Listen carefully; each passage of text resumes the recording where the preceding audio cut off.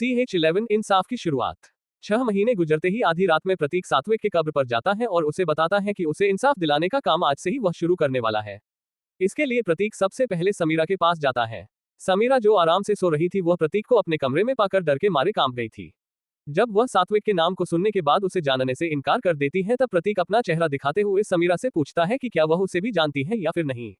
प्रतीक के चेहरे को देखने के बाद समीरा कहती है, कौन हो तुम और यहाँ क्या करने आए हो? मैं तुम्हें बिल्कुल भी नहीं जानती हूँ।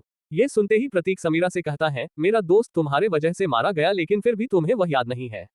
तुमसे वह प्यार करता था और तुम उससे सिर्फ 6 महीने में भूल गई।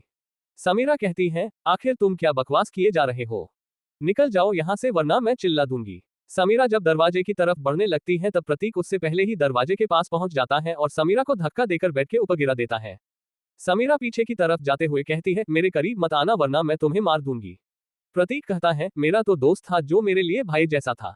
वह मर गया तुम्हारे वजह से। उसने मरते वक्त भी तुम्हारा नाम लेते हुए कहा था कि वह बहुत ही अच्छी लड़की है। शायद मैं हर वक्त सही नहीं था लेकिन अगर मेरा दोस्त आज जिंदा होता तो ये देखकर उसका दिल टूट जाता। समीरा कहती है, देखो मुझे जाने दो वरना मैं। समीरा अपनी बात पूरी भी नहीं करती है और खुले हुए बालकनी की तरफ भागने लगती है ताकि वहां से चिल्लाकर किसी की मदद मांग सके। प्रतीक वहां पड़ा हुआ चेयर उठाता है और समीरा के ऊपर फेंक देता है। समीरा अपने आप को बचा भी नहीं पाती है और सीधा चेयर से टकरा जाती है। टकराने की वजह से वह सीधा बगल वाले दीवार से टकरा जाती है और उसके सर से खून आने लगा था। प्रतीक जल्दी से बालकनी के दरवाजे को बंद करता है और अपनी 3 उंगलियों को एक अजीब तरह से आपस में फंसाता है और समीरा के दोनों कंधे के ऊपर और दोनों घुटनों के ऊपर मार देता है। प्रतीक के ऐसा करते ही समीरा के दोनों हाथ और घुटनों के नीचे के दोनों पैरों ने काम करना बंद कर दिया था।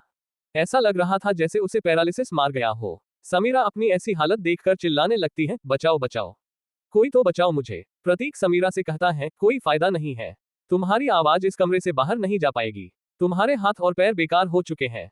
यह मार्शल आर्ट के सबसे ज्यादा स्टैंडर्ड फॉर्म्स में एक है। इसे न के बराबर लोग जानते हैं। ये डॉक्टर के साइंस से भी पढ़े हैं। इसका इलाज कोई डॉक्टर भी नहीं कर सकता है। अब तुम बिल्कुल चुप हो जाओ वरना तुम्हें जान से मार दूंगा और तुम्हें पता भी नहीं चलेगा कि तुम क्यों मारी गई। समीरा प्रतीक के खौफनाक आंख और आवाज को सुनकर बिल्कुल चुप हो गई थी। उसी वक्त प्रतीक कहता है, तुम्हें याद तो है ना, आज से 6 महीने पहले तुम्हारा एक जूनियर के साथ डेट। जब तुम डेट के लिए पहुंची तब वह खून से सना हुआ था जिसे तुम हॉस्पिटल लेकर आई थी, जिससे तुम्हारी ड्रेस के ऊपर भी खून लग गया था। समीरा को तभी याद आता है और वह कहती है, हाँ याद आया मुझे, सात्विक याद आ गया मुझे। प्रतीक कहता है, अच्छा तो बताओ कि मेरे दोस्त के आखिरी शब्द क्या थे? समीरा कहती है, उसने ये बताने के लिए कहा था कि तुम बिल्कुल सही थे। प्रतीक कहता है, तो फिर अब बताओ कि मेरे दोस्त की ऐसी हालत किसने की थी? जल्दी से बताओ। समीरा कहती है, सिद्धार्थ ने, सिद्धार्थ तनेजा ने। प्रतीक कहता है, इसका मतलब था कि कॉलेज की अफवाहें बिल्कुल सही थी। यह उसी का काम था। समीरा प्रतीक की बड़बड़ाहट को सुनकर कहती है, हाँ तुम बिल्कुल सही हो। उसने और उसके कुछ दोस्तों ने, जिनमें से 2 का नाम था आयुष और प्रत्युष। उसके अलावा 4 और थे। प्रतीक कहता है, पूरे 7 लोगों ने मिलकर मेरे दोस्त को मारा, लेकिन क्यों मारा ये बताओ मुझे। समीरा कहती है, मुझे नहीं पता। मुझे कैसे पता होगा? प्रतीक कहता है, अब आखिरी सवाल, जब कॉलेज में एक बच्चे की मौत हो जाने पर पुलिस खुद आई थी तब तुमने ऐसा क्यों कहा था कि तुम्हें इसके बारे में कुछ भी पता नहीं था?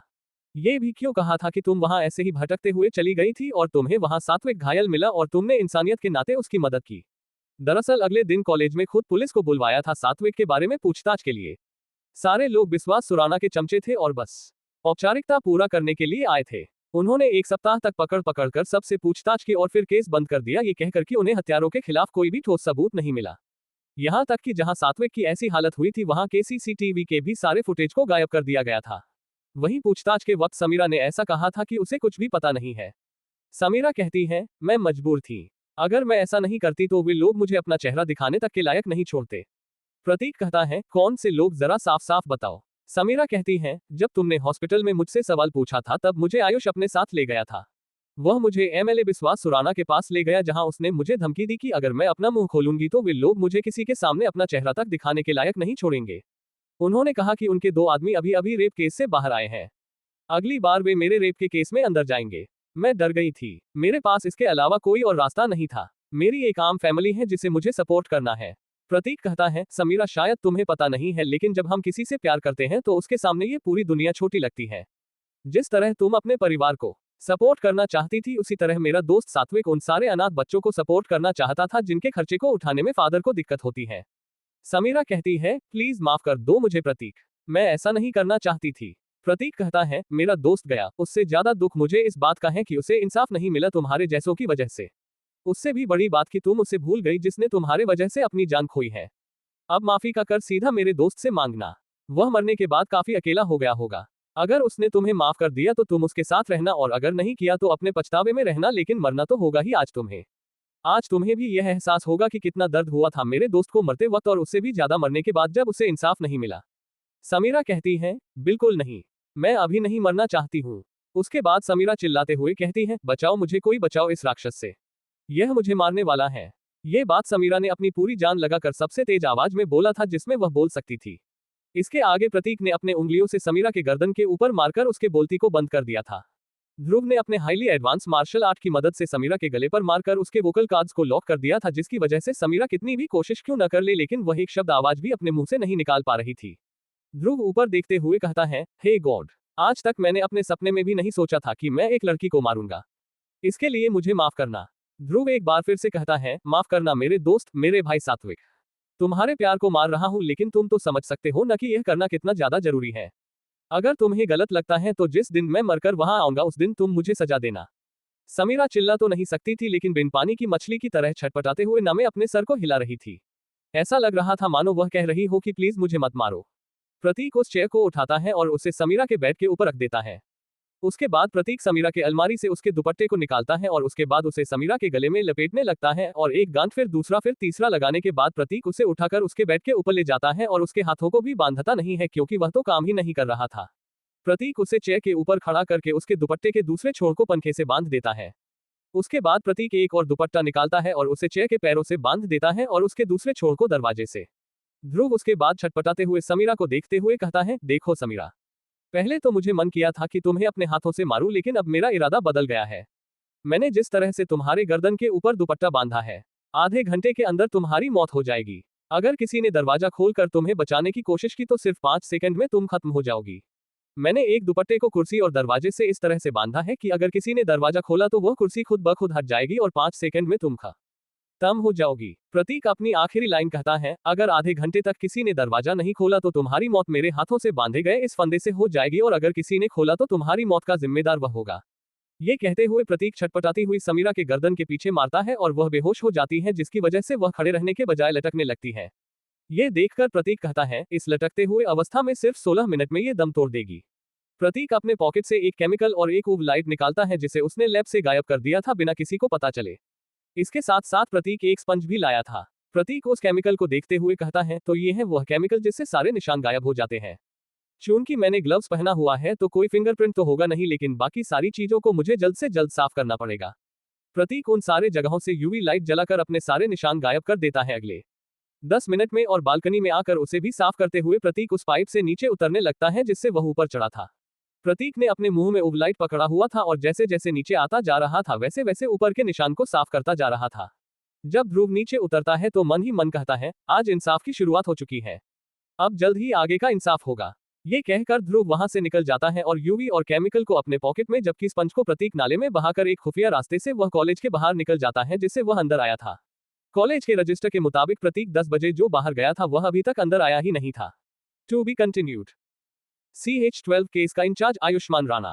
प्रतीक ने समीरा के कमरे में घुसकर उससे सब कुछ उगलवा कर उसके हाथ और पैरों को अपने हाईली एडवांस मार्शल आर्ट के जरिए टेम्पररी पैरालाइज करके उसे पंखे से इस तरह लटका दिया था कि अगर कोई उसे बचाने भी आता तो जाने ही वाली थी समीरा की। प्रतीक मेंटली इतना ज्यादा डिस्टर्ब था कि उसने एक बार भी नहीं सोचा कि समीरा ने ये सब मजबूर होकर किया था। प्रतीक केमिकल के जरिए अपना सारा सुराग साफ करके खुफिया रास्ते के जरिए हॉस्टल से बाहर आ गया था। प्रतीक जब एक बार फिर से अंदर एंट्री के लिए आता है तो आधे नींद में गार्ड उसे रजिस्टर देते हुए कहता है, 2:30 बजे रात को आने का कोई वक्त होता है, कैसे कैसे लोग रहते हैं यहाँ पर। प्रतीक गार्ड से कहता है, आपको यहाँ नाइट ड्यूटी के लिए लगाया गया है और आप नींद में हैं। सामने वाले को ज्ञान देने से पहले खुद ये देख ले कि आप इसके ऊपर अमल कर रहे हैं कि नहीं। प्रतीक ये कहते हुए रजिस्टर के ऊपर टाइम लिखकर साइन करता है और हॉस्टल के अंदर आ जाता है। 10 मिनट तक दरवाजा पीटने के बाद संकेत दरवाजा खोलता है और वापस जाकर सो जाता है।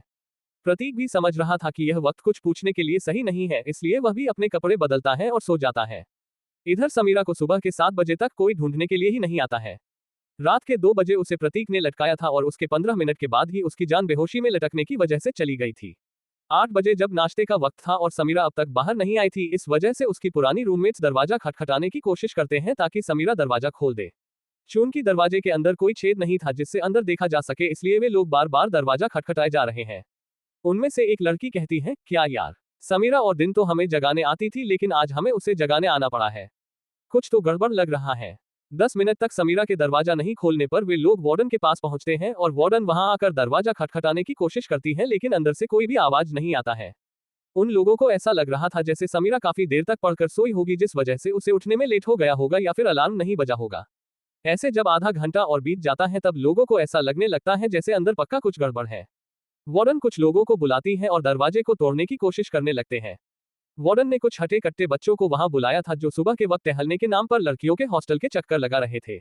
अब जब उन्हें खुद वार्डन ने अंदर जाने का मौका दिया था तो वे लोग तो खुशी खुशी अंदर घुस गए थे और दरवाजे को तोड़ने की कोशिश करने लगे थे। कुछ ही मिनटों में उन 4 लड़कों ने दरवाजे को मार मार कर तोड़ डाला था। जैसे ही वे लोग दरवाजे को पूरा खोलते हैं तो जो कुर्सी समीरा के लाश के नीचे थी वह उड़ते हुए सबसे पहले अंदर घुसे लड़के से टकरा गया था जिससे वह नीचे गिर पड़ा था। उसके बाद जब सब अंदर घुसते हैं तो सबके पैरों तले जमीन खिसक जाती है।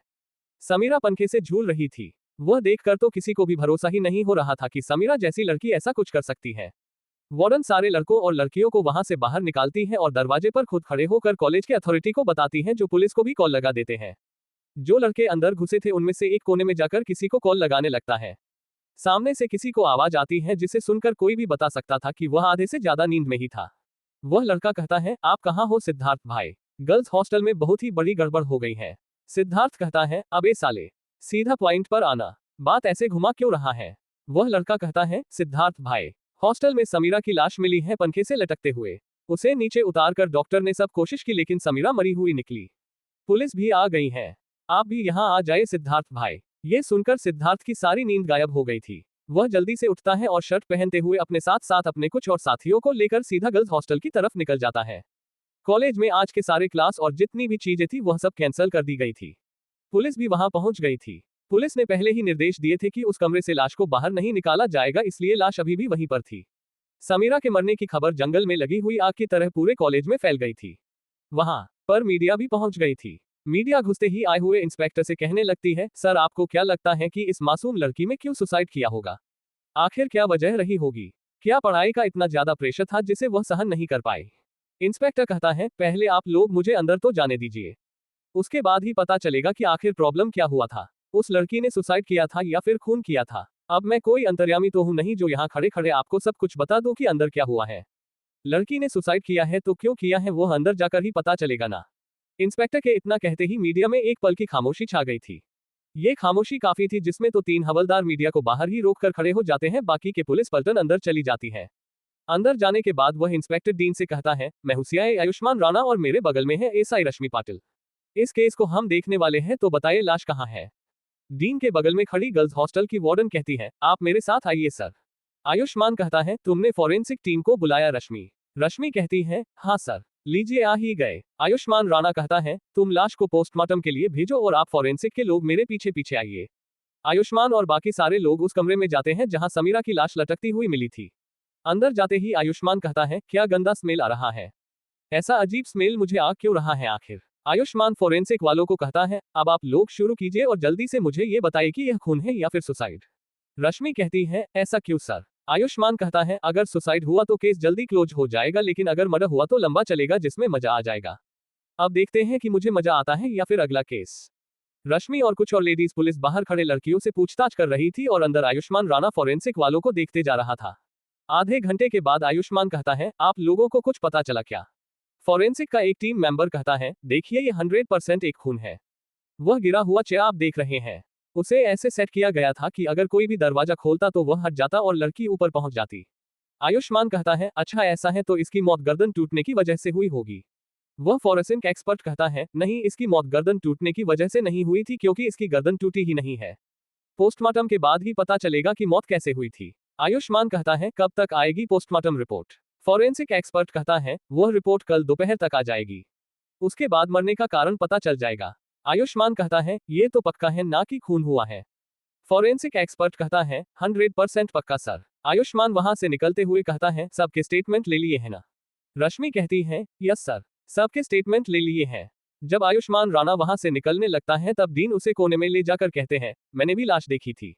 इतने सालों के तजुर्बे के साथ मैं कह सकता हूं कि उसका खून हुआ है। आयुष्मान राणा कहता है, आप सीधा पॉइंट पर आइए और बताइए कि आपको क्या चाहिए। डीन कहते हैं, मैं चाहता हूं कि आप मीडिया में इसे सुसाइड बताएं। आयुष्मान राणा कहता है, इसकी वजह। डीन कहते हैं, इससे हमारे कॉलेज का नाम खराब हो जाएगा। यहाँ खौफ का माहौल बन जाएगा। लोग हमारे सिक्योरिटी के ऊपर सवाल उठाएंगे। कोई हॉस्टल में घुसकर किसी को मार डालता है, जब ये खबर मीडिया उछालेगी तो आप खुद सोचिए कि क्या होगा उसके बाद। आयुष्मान राणा कहता है, अपने मरने वाले के पेरेंट को बुलाया या फिर नहीं। डीन कहते हैं, हाँ बता दिया है। वह आज रात तक यहाँ पहुंच जाएंगे। आयुष्मान वहां से जाते हुए कहता है, यही बात आप इसके माँ बाप को बताइएगा। अगर वह राजी हो गए तो मैं आपका खून वाला स्टेटमेंट जो अभी मैं मीडिया के सामने देने वाला हूं उसे आगे सुसाइड कहकर बदल दूंगा। ये कहकर आयुष्मान राणा बाहर आता है जहां मीडिया एक बार फिर से माइक लेकर उसके पीछे पीछे दौड़ पड़ती है। इससे पहले कि कोई सवाल पूछ पाता, आयुष्मान राणा कहता है, मैं आप लोगों को बताना चाहता हूं कि फोरेंसिक टीम ने कंफर्म किया है कि यह मर्डर है। इसकी छानबीन हम कर रहे हैं। मौत कैसे हुई वह पोस्टमार्टम के बाद आपको बताया जाएगा। आयुष्मान राणा उसके बाद वहां से निकल जाता है। जैसे ही वह वहां से जाता है तभी डीन बाहर आने की कोशिश करते हैं और मीडिया उन्हें घेर लेती है। एक रिपोर्टर कहता है, आप बताइए सर, ये किस तरह का कॉलेज है जहां किसी का खून हो जाता है और आप लोगों को कुछ भी पता नहीं चलता, वह भी एक लड़की का खून। आपकी सिक्योरिटी और सेफ्टी का क्या हुआ जो आप लोग हमेशा कहते थे? आखिर इसका जिम्मेदार कौन है? डीन वहां से अपनी मुंह को बचाते हुए निकल जाते हैं जिसे दिखाकर मीडिया ने उनकी धज्जियां उड़ा दी थी। इधर यह खबर ऋषि और संकेत तक भी पहुंच गई थी। प्रतीक चून की लेट से सोया था इसलिए वह अभी तक उठा ही नहीं था। ऋषि जल्दी से प्रतीक को उठाते हुए कहता है, उठ जा प्रतीक, जल्दी उठ जा, कॉलेज में कांड हो गया है। ऋषि के ऐसे उठाने की वजह से प्रतीक अपनी गहरी नींद से उठते हुए कहता है, काफी अच्छी नींद आई है यार, कमाल का सपना भी देखा मैंने। संकेत कहता है, सपने से बाहर आ जा, कांड हो गया है। प्रतीक कहता है, कांड? किस तरह का कांड? संकेत कहता है, तुम्हें समीरा याद है, एंटी रैगिंग स्क्वाड लीडर? प्रतीक कहता है, हाँ याद है, बोलो तो क्या? ऋषि कहता है, उसका खून हो गया है, पुलिस आई थी और पोस्टमार्टम के लिए लाश ले गई है। प्रतीक डेट देखते हुए कहता है, आज तो अप्रैल फूल डे नहीं है तो फिर तुम दोनों मुझे ऐसे बिना सर पैर की बात क्यों बता रहे हो? कॉलेज के अंदर किसी ने खून कर दिया, इम्पॉसिबल है। ऋषि अपना फोन निकालते हुए उसमें न्यूज चलाकर दिखाते हुए कहता है, ये लो देखो आज की ताजा खबर क्या है, हमारे कॉलेज में हुई एक होनहार लड़की की हत्या। CH13 स्टूडेंट की मांगे और अंशुमन सिंह। न्यूज के देखने के बाद प्रतीक कहता है, ये तो काफी गलत हुआ, मुझे तो अभी भी भरोसा नहीं हो रहा है कि किसी को हॉस्टल के अंदर घुसकर मार दिया। हमें तो डरना चाहिए, क्या पता कि आगे हमारे साथ भी ऐसा कुछ हो सकता है। संकेत कहता है, क्या यार प्रतीक तुम तो मुझे डरा रहे हो। ऋषि कहता है, नहीं संकेत, प्रतीक बिल्कुल सही कह रहा है, घुस के मार देने का मतलब है कि कोई भी यहाँ सेफ नहीं है। आज के सारे क्लास बंद कर दिए गए हैं, सारे लोग धरना प्रदर्शन करने वाले हैं। पहला तो इंसाफ के लिए और दूसरा हमारे सेफ्टी के लिए। हमें चलना पड़ेगा, जल्दी से फ्रेश हो जाओ। अगले 2 घंटे में सबको बुलाया गया है, उन्हें दिखा देंगे कि स्टूडेंट का पावर क्या होता है। प्रतीक मन ही मन कहता है, मैं उसके लिए इंसाफ मांगने जाऊं जिसे मैंने खुद जान से मारा है। ये लोग उसकी मौत के बाद धरना प्रदर्शन करके इंसाफ मांगना चाहते हैं, लेकिन जब मेरा दोस्त सात्विक मरा था तब ये लोग कहाँ थे? इंसाफ नहीं मांगने आए, सबको मार डालूंगा। प्रतीक को सोच में डूबा हुआ देखकर ऋषि कहता है, किस सोच में डूब गए हो? प्रतीक कहता है, नहीं नहीं यार, मैं तो बस समीरा के फैमिली के बारे में सोच रहा था, उसके माँ बाप क्या सोच रहे होंगे। संकेत कहता है, हाँ यार उनकी तो जिंदगी खत्म हो गई होगी।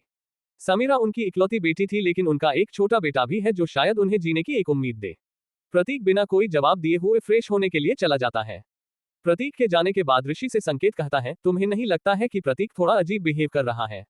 ऋषि कहता है, प्रतीक शुरू से ही अजीब है, जब सात्विक रहता था तब प्रतीक नॉर्मल था लेकिन उसके जाने के बाद प्रतीक तुम्हारे आने तक एक जिंदा लाश की तरह था। अब धीरे धीरे नॉर्मल हुआ है, अभी भी बाकी है। इधर आयुष्मान राणा पोस्टमार्टम के रिपोर्ट के आने का इंतजार कर रहा था। आयुष्मान राणा हवलदार मनोज को चिल्लाते हुए कहता है, कहाँ है पोस्टमार्टम रिपोर्ट? मनोज कहता है, रश्मि मैडम लाती ही होगी। आयुष्मान कहता है, तो आप फिर वह कहाँ है? वह अब तक आई क्यों नहीं? मनोज कहता है, वह आती ही होगी। तभी रश्मि वहां आती है जिसे देखकर आयुष्मान कहता है, कहाँ है पोस्टमार्टम रिपोर्ट? जल्दी लाओ मुझे। रश्मि कहती है, मुझे हर चीज समझ में नहीं आया इसलिए मैं उन्हें खुद लेकर यहाँ आई हूँ, वह आपको अच्छी तरह से एक्सप्लेन करेंगे। ये है डॉक्टर खुराना जो हमेशा हमारे भेजे गए लोगों का पोस्टमार्टम करते हैं। आयुष्मान देखता है कि वह डॉक्टर 50 साल से भी ज्यादा के उम्र का था। आयुष्मान कहता है, ठीक है तो फिर बताइए क्या आया है पोस्टमार्टम रिपोर्ट में? डॉक्टर खुराना कहते हैं, आज तक मैंने ऐसा कोई भी केस नहीं देखा।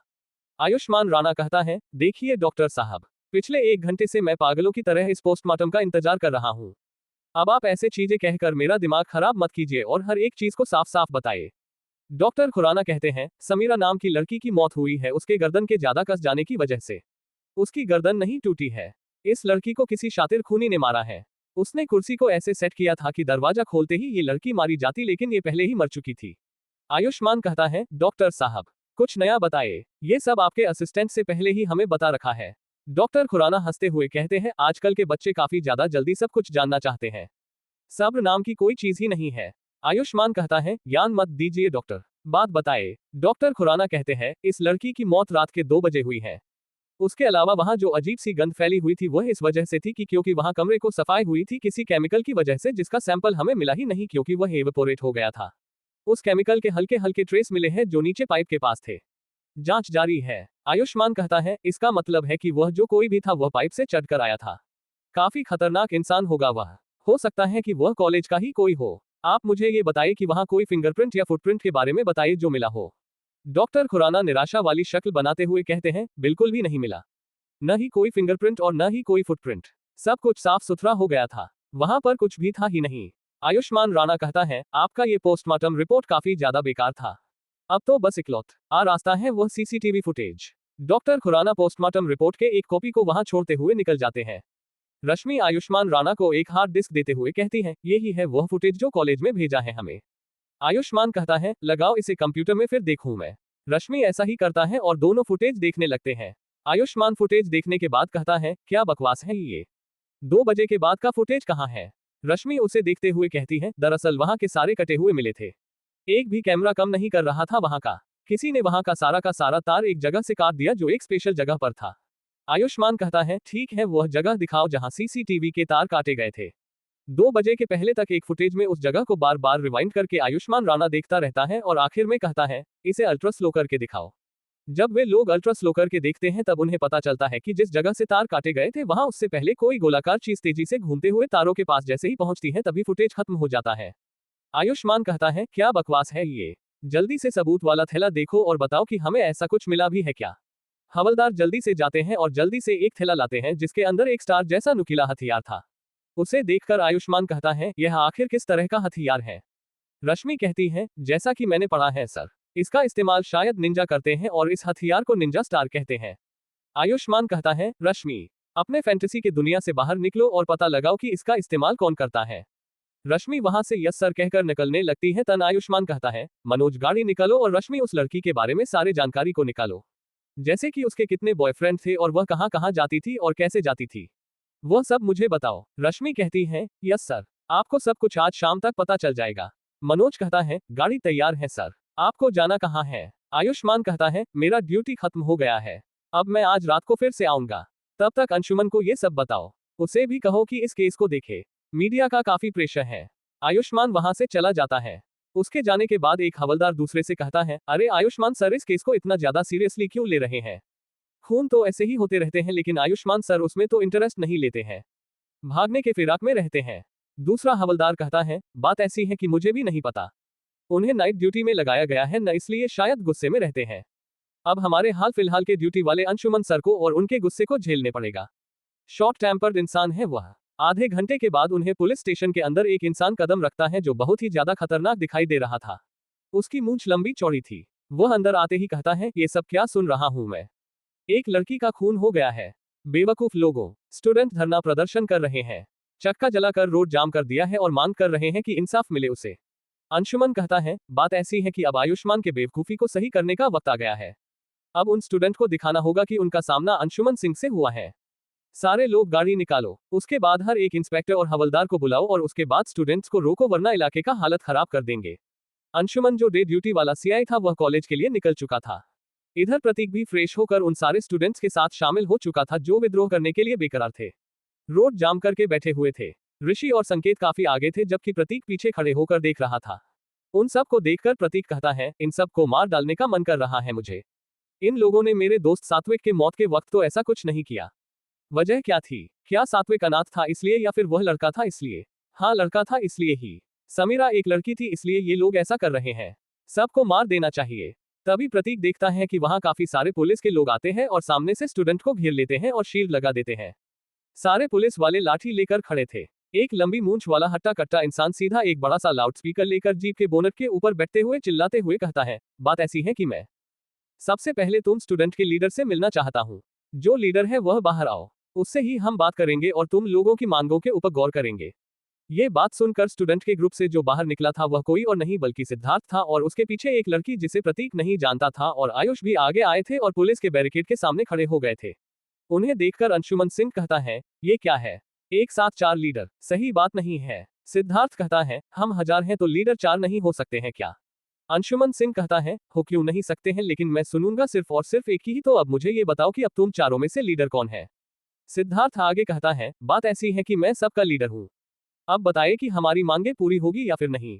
अंशुमन सिंह कहता है, किस तरह की मांगे, जल्दी से बताओ मुझे। सिद्धार्थ कहता है, अपना फोन निकाल कर देखिए, मांगे तो हम मीडिया के सामने ही रखेंगे। ये कहते हुए सिद्धार्थ और बाकी 3 मीडिया के पास पहुंच जाते हैं। अंशुमन कहता है, ले हो गई गड़बड़। अगर ऐसा है तो बात ऐसी है कि मीडिया अब इस मांग को तीखे तड़केले साथ दुनिया के सामने पेश करेगी। उसके बाद मुझे कॉल आएगा कि हमें क्या करना है, ऊपर से काफी प्रेशर दिया जाएगा। सिद्धार्थ जब मीडिया के पास पहुंचता है तब मीडिया के लोग एक्साइट होते हुए अपना सारा माइक सीधा सिद्धार्थ के सामने रख देते हैं। सबका एक ही सवाल था कि उनकी मांगे क्या है। सिद्धार्थ कहता है, हमारी 2 मांगे हैं जो अगर फुलफिल नहीं हुई तो हम इस जगह को किसी भी कीमत पर खाली नहीं होने देंगे। अब मैं आप लोगों को हमारे मांग बताता हूँ। सिद्धार्थ चिल्लाते हुए कहता है, हमें अगले 24 घंटे के अंदर हमारे साथी समीरा का खूनी यहाँ चाहिए और दूसरी मांग ये है कि उसे सजा हम स्टूडेंट्स ही देंगे। सिद्धार्थ के ये कहते ही सारे के सारे स्टूडेंट भी सिद्धार्थ के साथ तेजी से चिल्लाने लगते हैं, हमारी मांगे पूरी करो, हमारी मांगे पूरी करो, समीरा को इंसाफ दिलाओ। CH14 पूछताछ। सिद्धार्थ की बात सुनकर अंशुमन सिंह कहता है, बस अब और क्या चाहिए? ये स्टूडेंट हम पुलिस वालों को मजाक समझते हैं, 24 घंटों में केस सॉल्व करें।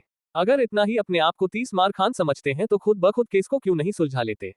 उसी वक्त अंशुमन सिंह के फोन के ऊपर किसी का कॉल आता है, तब वह उसे देखते हुए कहता है, SP सर, अब तो लग गए मेरे, जल्दी से रात हो और आयुष्मान वापस आए ड्यूटी पर, तब जाकर मुझे चैन मिलेगा। अंशुमन सिंह फोन उठाते ही चिल्ला कर कहता है, आपने कैसे याद किया सर, आपके याद करने से मेरे भाग्य खुल गए हैं। सामने से SP कहते हैं, चिल्ला क्यों रहे हो, मैं कोई बहरा नहीं हूँ, मुझे सब कुछ साफ साफ सुनाई देता है। अंशुमन सिंह कहता है, सॉरी सर, बताइए क्या करूं। SP कहते हैं, स्टूडेंट्स को भरोसा दिलाओ कि पुलिस अपने काम के ऊपर लगी हुई है, जल्द से जल्द खूनी को पकड़ लिया जाएगा। अंशुमन सिंह कहता है, इन्होंने काफी कुछ कर दिया है सर, सरकारी चीजों का नुकसान भी कर रहे हैं, आप लाठी चार्ज करने का ऑर्डर दे दे और आंसू गैस के गोले दागने का भी। ये सब मैं तब करूंगा जब चीजें आउट ऑफ कंट्रोल हो जाएगी। SP कहते हैं, मैं इजाजत दे रहा हूं, लेकिन अगर तुमने चीजों के बिना आउट ऑफ कंट्रोल गए अगर लाठी चार्ज किया तो याद रखना तुम्हें सस्पेंड करने से पहले जरा भी नहीं सोचूंगा। अंशुमन सिंह ये सुनकर कहता है, बिल्कुल भी नहीं सर, आपके ऑर्डर को कैसे टाल सकता हूं मैं, आप चिंता करने की जरूरत नहीं है। SP कहते हैं, अच्छा है, ध्यान रखना।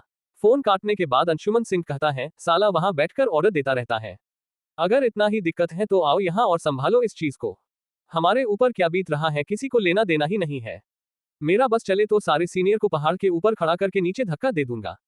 एक हवलदार कहता है, मीडिया आ रही है सर। अंशुमन सिंह गाड़ी के बोनट से नीचे उतरते हुए खुद आगे आता है और मीडिया के सामने खड़ा हो जाता है। एक लड़की पूछती है कि सर आप स्टूडेंट के मांग के बारे में क्या कहना चाहेंगे। अंशुमन सिंह कहता है, देखिए सबसे पहले तो मैं ये कहना चाहूंगा कि उनका दूसरा मांग जिसमें खूनी को वे लोग खुद सजा देना चाहते हैं वह किसी भी कीमत पर पूरी नहीं होंगी, उसे सजा कानून देगा, कानून को हाथ में लेने की इजाजत तो किसी को भी नहीं है, यहाँ तक कि हमें भी नहीं, तो फिर ये स्टूडेंट कैसे ले सकते हैं। ये बात सुनकर वहां सिद्धार्थ आ जाता है और कहता है, वह खूनी कानून को हाथ में ले सकता है तो फिर हम भी उसे सजा दे ही सकते हैं। अंशुमन सिंह कहता है, अच्छा तो जेल और कोर्ट क्यों बनाया गया है, सब कुछ तुम्हारे ही हवाले कर देते हैं, इंसाफ करो। ये सुनकर सिद्धार्थ चुप हो जाता है और मीडिया में से एक लड़का कहता है, पहले मांग के बारे में क्या कहेंगे सर।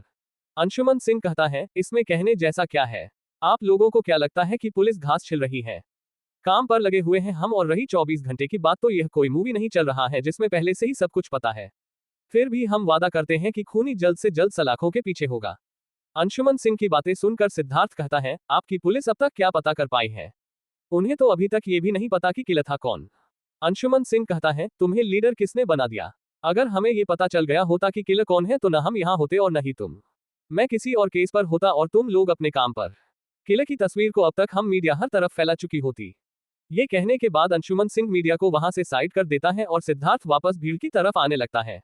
आयुष जो अभी सिद्धार्थ के साथ ही था वह धीरे से कहता है, आपने पता किया क्या, कहीं इसके पीछे आपके मामा जी का तो हाथ नहीं है ना। सिद्धार्थ कहता है, मैं गया था सुबह सुबह मामा जी से मिलने।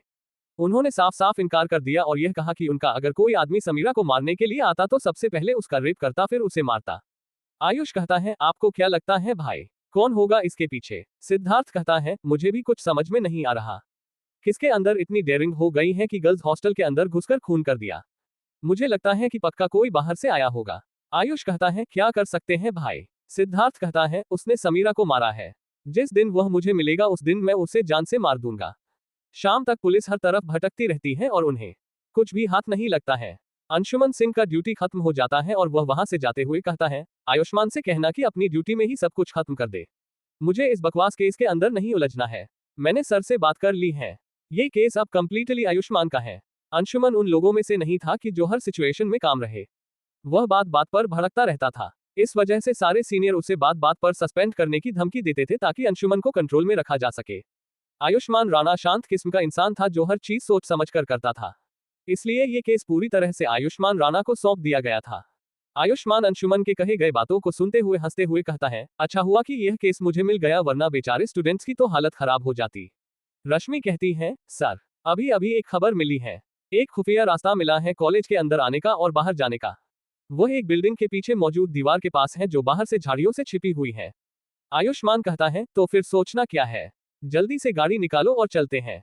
उसके बाद आयुष्मान रश्मि के साथ वहां से निकल जाता है।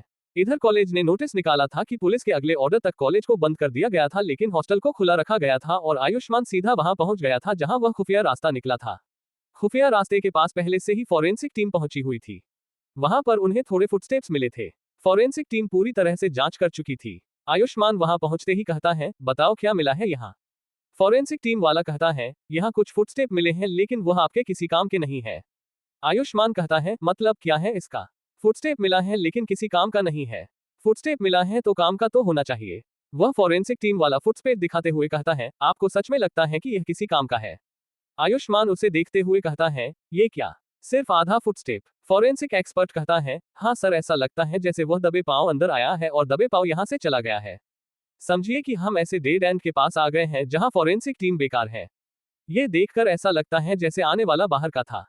फॉरेंसिक एक्सपर्ट की बात सुनकर आयुष्मान कहता है, जाओ और आसपास के इलाकों के लोगों से पूछताछ करो। सीसीटीवी का पता लगाओ और फुटेज लेकर आओ। बाकी सारे पुलिस वाले वहां से चले जाते हैं। तब रश्मि से आयुष्मान राणा कहता है, जैसा कि मैंने कहा था तुम्हें, उस लड़की के बारे में सब कुछ पता किया क्या? रश्मि कहती है, यहाँ लगभग 6 महीने पहले एक बच्चे की मौत हो गई थी जिसका नाम था सात्विक। सात्विक के मौत की वजह ये लड़की ही थी। शायद उसके मौत का बदला लेने के लिए किसी ने समीरा को मारा हो। आयुष्मान राणा कहता है, तो फिर बताओ रश्मि, तुम्हारा शक किसके ऊपर है? रश्मि कहती है, सबसे पहले तो सिद्धार्थ नाम का एक लड़का है जो यहाँ के एमएलए विश्वास सुराना का भांजा है। उसी में सात्विक को मार डाला था क्योंकि वह समीरा को डेट कर रहा था। सात्विक ने उसे मारा, ये सिर्फ समीरा ही जानती थी तो कहीं वह अपना मुंह कहीं खोल न दे इसलिए उन लोगों ने ही मरवाया होगा। आयुष्मान कहता है, अगर विश्वास सुराना समीरा को अपने भांजे को बचाने के लिए ये सब करता तो वह 6 महीने का इंतजार क्यों करता? उसके द्वारा भेजा गया कोई इतना दिमाग लगाकर नहीं मारता। वह सीधा गला काट देता या फिर गला दबा देता। अब इतना दिमाग लगाया है तो कोई और ही है ये। आयुष्मान तभी कहता है, तुमने कहा था पहले तो दूसरा क्या था? रश्मि कहती है, सात्विक दरअसल एक अनाथ था और बेंगलुरु के एक अनाथ आश्रम में रहता था। वहां से डॉक्टर बनने के लिए वह यहाँ आया था। वहां के पुलिस से हमने संपर्क किया तो अनाथ आश्रम से पता चला कि वह काफी अच्छा लड़का था। आयुष्मान कहता है, तो फिर शक किसके ऊपर है? रश्मि कहती है, सात्विक के साथ अनाथ आश्रम में रूम शेयर करता था एक और लड़का जिसका नाम था प्रतीक एंथनी। अनाथ आश्रम से पता चला है कि यहाँ डॉक्टर बनने के लिए एक साथ दोनों आए थे और दोनों का कैरेक्टर काफी अच्छा था। यहाँ इस कॉलेज में भी दोनों एक ही रूम में थे। आयुष्मान कहता है, तुम्हारे कहने का मतलब है कि इसके पीछे प्रतीक एंथनी नाम का लड़का भी हो सकता है? रश्मि कहती है, बिल्कुल सर, बचपन से दोनों साथ रहे हैं, भाइयों जैसा रिश्ता था। सात्विक के मौत का बदला लेने के लिए ऐसा किया होगा। आयुष्मान कहता है, वह कहाँ था जब खून हुआ समीरा का? रश्मि कहती है, वह रात के 10 बजे से 3 बजे तक कहीं गया हुआ था। कॉलेज का रजिस्टर तो यही कहता है। आयुष्मान कहता है, तुम पता करो कि आखिर वह गया कहाँ था और मैं सिद्धार्थ और प्रतीक एंथनी से पूछताछ करता हूँ। आयुष्मान कॉलेज प्रशासन से कहता है कि सिद्धार्थ तनेजा और प्रतीक एंथनी से उसे पूछताछ करनी है। आधे घंटे के अंदर दोनों को वहां हाजिर कर दिया जाता है। चूंकि वहां सबसे पहले सिद्धार्थ आया था इसलिए आयुष्मान उसे लेकर एक खाली कमरे में पूछताछ करने के लिए चला गया था। सिद्धार्थ के बैठते ही आयुष्मान राणा अपना सवाल दागते हुए कहता है, अब बताओ सिद्धार्थ तनेजा, आज से 6 महीने पहले हुए सात्विक नाम के लड़के के मौत में तुम्हारा कितना हाथ था? ये सुनते ही सिद्धार्थ अपनी आंखें बड़ी बड़ी करते हुए आयुष्मान राणा को देखने लगता है। अपने आप को इस तरह से देखा जाता हुआ देखकर आयुष्मान राणा कहता है, देखो बच्चे, मुझे पता है कि इसके पीछे तुम्हारा ही हाथ था, तुमने ही उसे मारा था। बिंदास अपना मुंह खोलो, यहाँ कोई भी कैमरा नहीं है या फिर रिकॉर्डर भी नहीं है। सिद्धार्थ कहता है, आपको पता है कि मैं कौन हूँ? आयुष्मान राणा कहता है, हमें क्या समझ रखा है तुमने? इतना तो हम पता रखते ही हैं। मैं यह मानकर चल रहा हूँ कि सात्विक को तुमने मारा था और समीरा ये जानती थी। वह अपना कहीं मुंह न खोल दे, इस वजह से तुमने अपने मामा एमएलए बिस्वास सुराना के साथ मिलकर उसे मरवा दिया। ये सुनकर सिद्धार्थ गुस्से में आ गया था। वह कहता है, आप कुछ भी बकवास करते जा रहे हैं। अभी मेरे पास हजारों स्टूडेंट हैं जिन्हें अगर मैंने कहा न तो आपको यहाँ से जिंदा तक नहीं जाने देंगे। आयुष्मान राणा हंसते हुए कहता है, बच्चे, तू अभी बच्चा है, हम भी कभी तेरे उम्र के हुआ करते थे। ये जवानी का जोश हमारे अंदर भी था और आज भी है, लेकिन हम अपने वर्दी के वजह से खामोश हैं, लेकिन तुम नहीं। मुझे मत सिखाओ वरना यहाँ से तुम चलने के लायक होकर नहीं जाओगे। ये सुनकर सिद्धार्थ का गुस्सा गायब हो गया था और वह कहता है, समीरा मेरी क्रश थी। मामा उसे पहले ही मार देना चाहते थे लेकिन मैंने उन्हें रोका था। उनसे समीरा के मौत के बाद मैंने बात की लेकिन उन्होंने कहा कि इसके पीछे उनका हाथ नहीं था। CH-15 बिस्वास सुराना का प्लान। सिद्धार्थ की बात सुनकर आयुष्मान राणा कहता है, वैसे आउट ऑफ द बॉक्स एक बात बताओ मुझे, आखिर तुमने सात्विक को मारा तो फिर मारा क्यों? सिद्धार्थ कहता है, मैं उसे मारने नहीं गया था बल्कि उसके सिर्फ हाथ और पैर तोड़ने गया था, लेकिन जब मैंने उसे धक्का मारा तो उसका सर टेबल के कोने में घुस गया और इलाज के दौरान वह मर गया। आयुष्मान कहता है, उसने मरने से पहले कोई ऐसी बात कही था क्या जो तुम्हारे हिसाब से कुछ ज्यादा था? सिद्धार्थ कहता है, उसने अपने हाथ और पैर टूटने के बाद कहा था कि कोई है जो उसके ऐसी हालत का बदला लेगा। आयुष्मान राणा कहता है, तुम्हें क्या लगता है कि वह किसके बारे में कह रहा था? सिद्धार्थ कहता है, मुझे तो लगा था कि वह अपने साथ आए लड़के जिसका नाम प्रतीक एंथनी है उसके बारे में बोल रहा था, लेकिन वह साला तो फट्टू है, किसी काम का नहीं है। वह शायद किसी और के बारे में बोल रहा था। आयुष्मान राणा कहता है, अब तुम जा सकते हो बच्चे, उम्मीद है कि हम जल्द मिलेंगे। सिद्धार्थ बिना कुछ कहे वहां से चला जाता है। सिद्धार्थ के जाने के बाद आयुष्मान राणा मन ही मन कहता है, कॉलेज की यह बचकानी चीजें।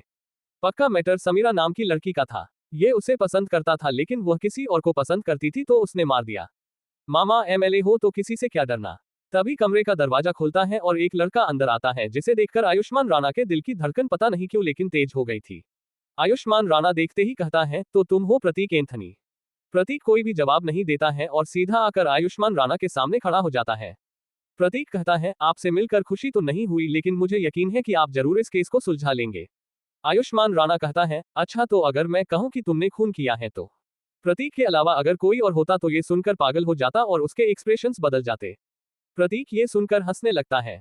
ये देखकर आयुष्मान राणा इस बार शॉक हो गया था। आज तक वह जिस किसी से भी मिला था कभी भी उसने ऐसे किसी को नहीं देखा था जो अपने ऊपर खून का इल्जाम लगा हुआ सुनकर हंसने लगे। आयुष्मान राणा कहता है, मैंने कोई जोक मारा है क्या जो हंस रहे हो? प्रतीक कहता है, आपके लिए यह कोई नया तो होगा नहीं, जिसके ऊपर मन किया इल्जाम लगाया, लॉकअप में डाला और पीट दिया। क्या कर सकते हैं, इल्जाम लगा देते हैं। आयुष्मान राणा उस दिन को याद करते हुए कहता है, मैंने तुम्हें कहा था न कि हमसे एक बहुत ही बड़ी गलतफहमी हो गई थी। प्रतीक कहता है, अच्छा तो आपने अपनी गलती को सुधारा कैसे? क्या किया आपने अपनी गलती को सुधारने के लिए? आयुष्मान राणा जानता था कि अगर वह प्रतीक से ऐसे ही बात करता रहेगा तो वह अपने उस काम और बात से भटक जाएगा जिसके लिए वह यहाँ आया था। आयुष्मान राणा कहता है, इस बात को साइड करते हैं और उस दिन के लिए मैं दिल से सॉरी कहता हूँ। अब मुद्दे पर आते हैं। प्रतीक कहता है, ठीक है सर, आप गलत हैं, इसके पीछे मेरा कोई हाथ नहीं है। आज तक मैंने एक बिल्ली को भी नहीं मारा है और आप मेरे ऊपर एक लड़की के खून का इल्जाम लगा रहे हैं। आयुष्मान राणा कहता है, प्रतीक एंथनी, रात के 10 बजे तुम बाहर कहीं गए थे और 3 बजे आए, बताओगे कि तुम कहाँ गए थे आखिर? प्रतीक कहता है, हाँ मैं अपने एक दोस्त से मिलने गया था। आयुष्मान राणा कहता है, क्या नाम है तुम्हारे उस दोस्त का? प्रतीक कहता है, सात्विक। ये सुनते ही आयुष्मान राणा कहता है, क्या मतलब है तुम्हारा? प्रतीक कहता है, मैं उसके कब्र पर गया था क्योंकि मुझे उसकी काफी याद आ रही थी। मैं 3 बजे आया। प्रतीक की बात सुनकर आयुष्मान राणा कहता है, हाँ सीसीटीवी को यही बताता है कि तुम 4 घंटे तक कब्रिस्तान में थे लेकिन किसी और रास्ते से आकर खून तो कर ही सकते हो। प्रतीक मन ही मन कहता है, ऐसा ही तो किया था मैंने। वहां के सीसीटीवी कैमरे का ध्यान रखा था ताकि तुम लोगों को मैं वहां ही दिखूं। आयुष्मान राणा कहता है, प्रतीक एंथनी यह कितना बड़ा इत्तेफाक है कि तुम उसी दिन अपने दोस्त के कब्र के पास गए। तुम्हें नहीं लगता है कि यह कुछ ज्यादा ही इत्तेफाक हो गया?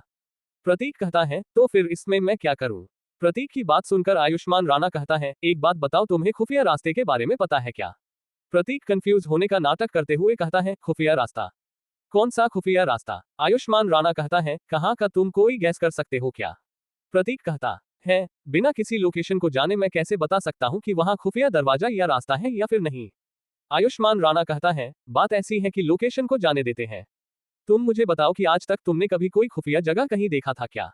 प्रतीक कहता है, मैं जिस अनाथ आश्रम में था वहां पर एक खुफिया दरवाजा था जो दीवार से खुलता था। जब भी हम लोग हाइड एंड सीक खेलते थे तब मैं हमेशा वही छुपा करता था और हमेशा जीत जाता था।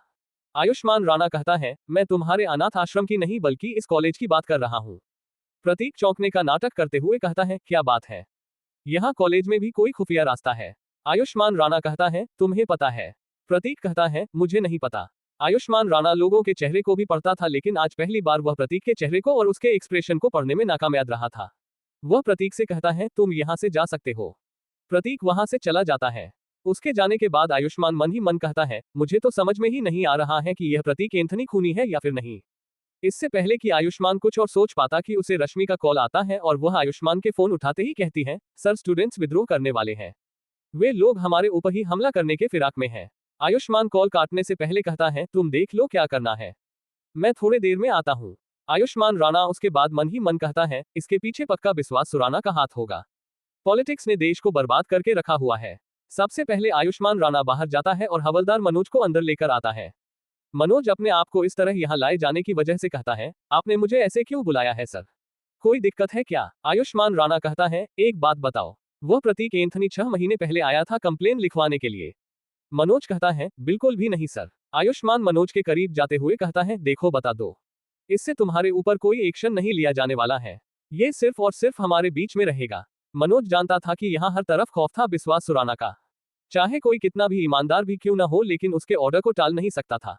इसलिए मनोज कहता है, हाँ आया था सर, रिपोर्ट भी लिखवाई थी। एमएलए साहब का ऑर्डर था तो उसे झूठे केस में फंसा दिया और रिपोर्ट को फाड़कर कचड़े में फेंक दिया।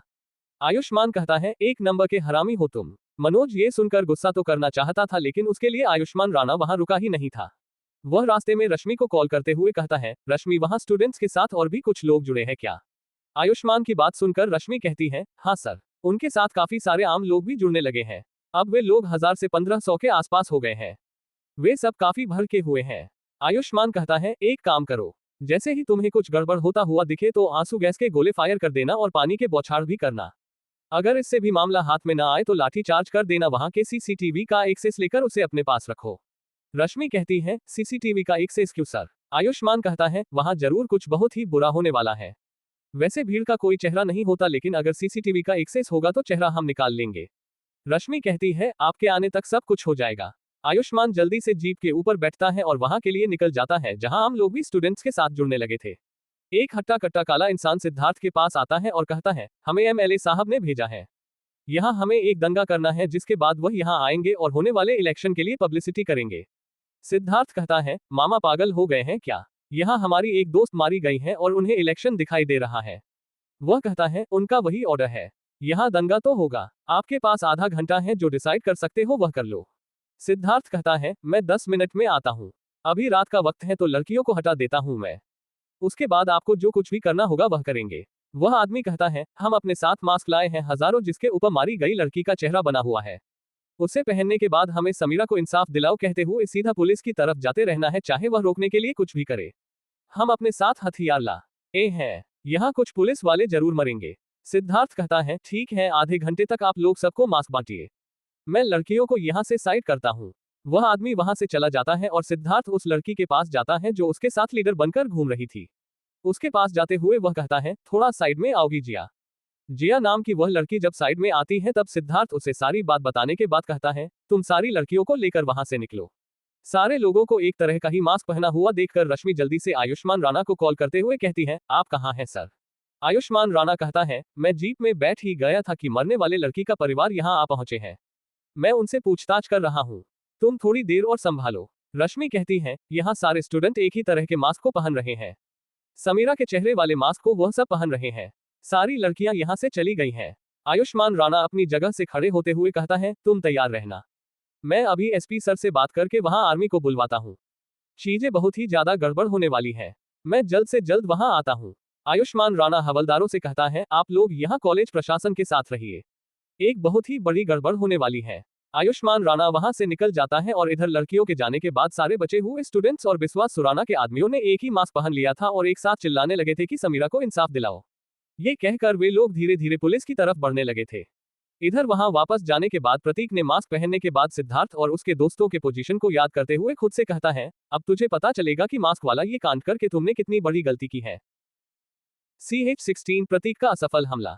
जब सारे लोग समीरा का चेहरा पहनकर पुलिस की तरफ आने लगे थे और चिल्लाने लगे थे कि मुझे इंसाफ दिलाओ, ताकि मीडिया जब इसे हर जगह दिखाए तब लोग ऐसा समझे कि समीरा खुद ही इंसाफ मांग रही हो, तभी प्रतीक उन सारे स्टूडेंट्स जो उस दिन कैफे में सात्विक को मारने आए थे उनके पीछे पहुंच गया था।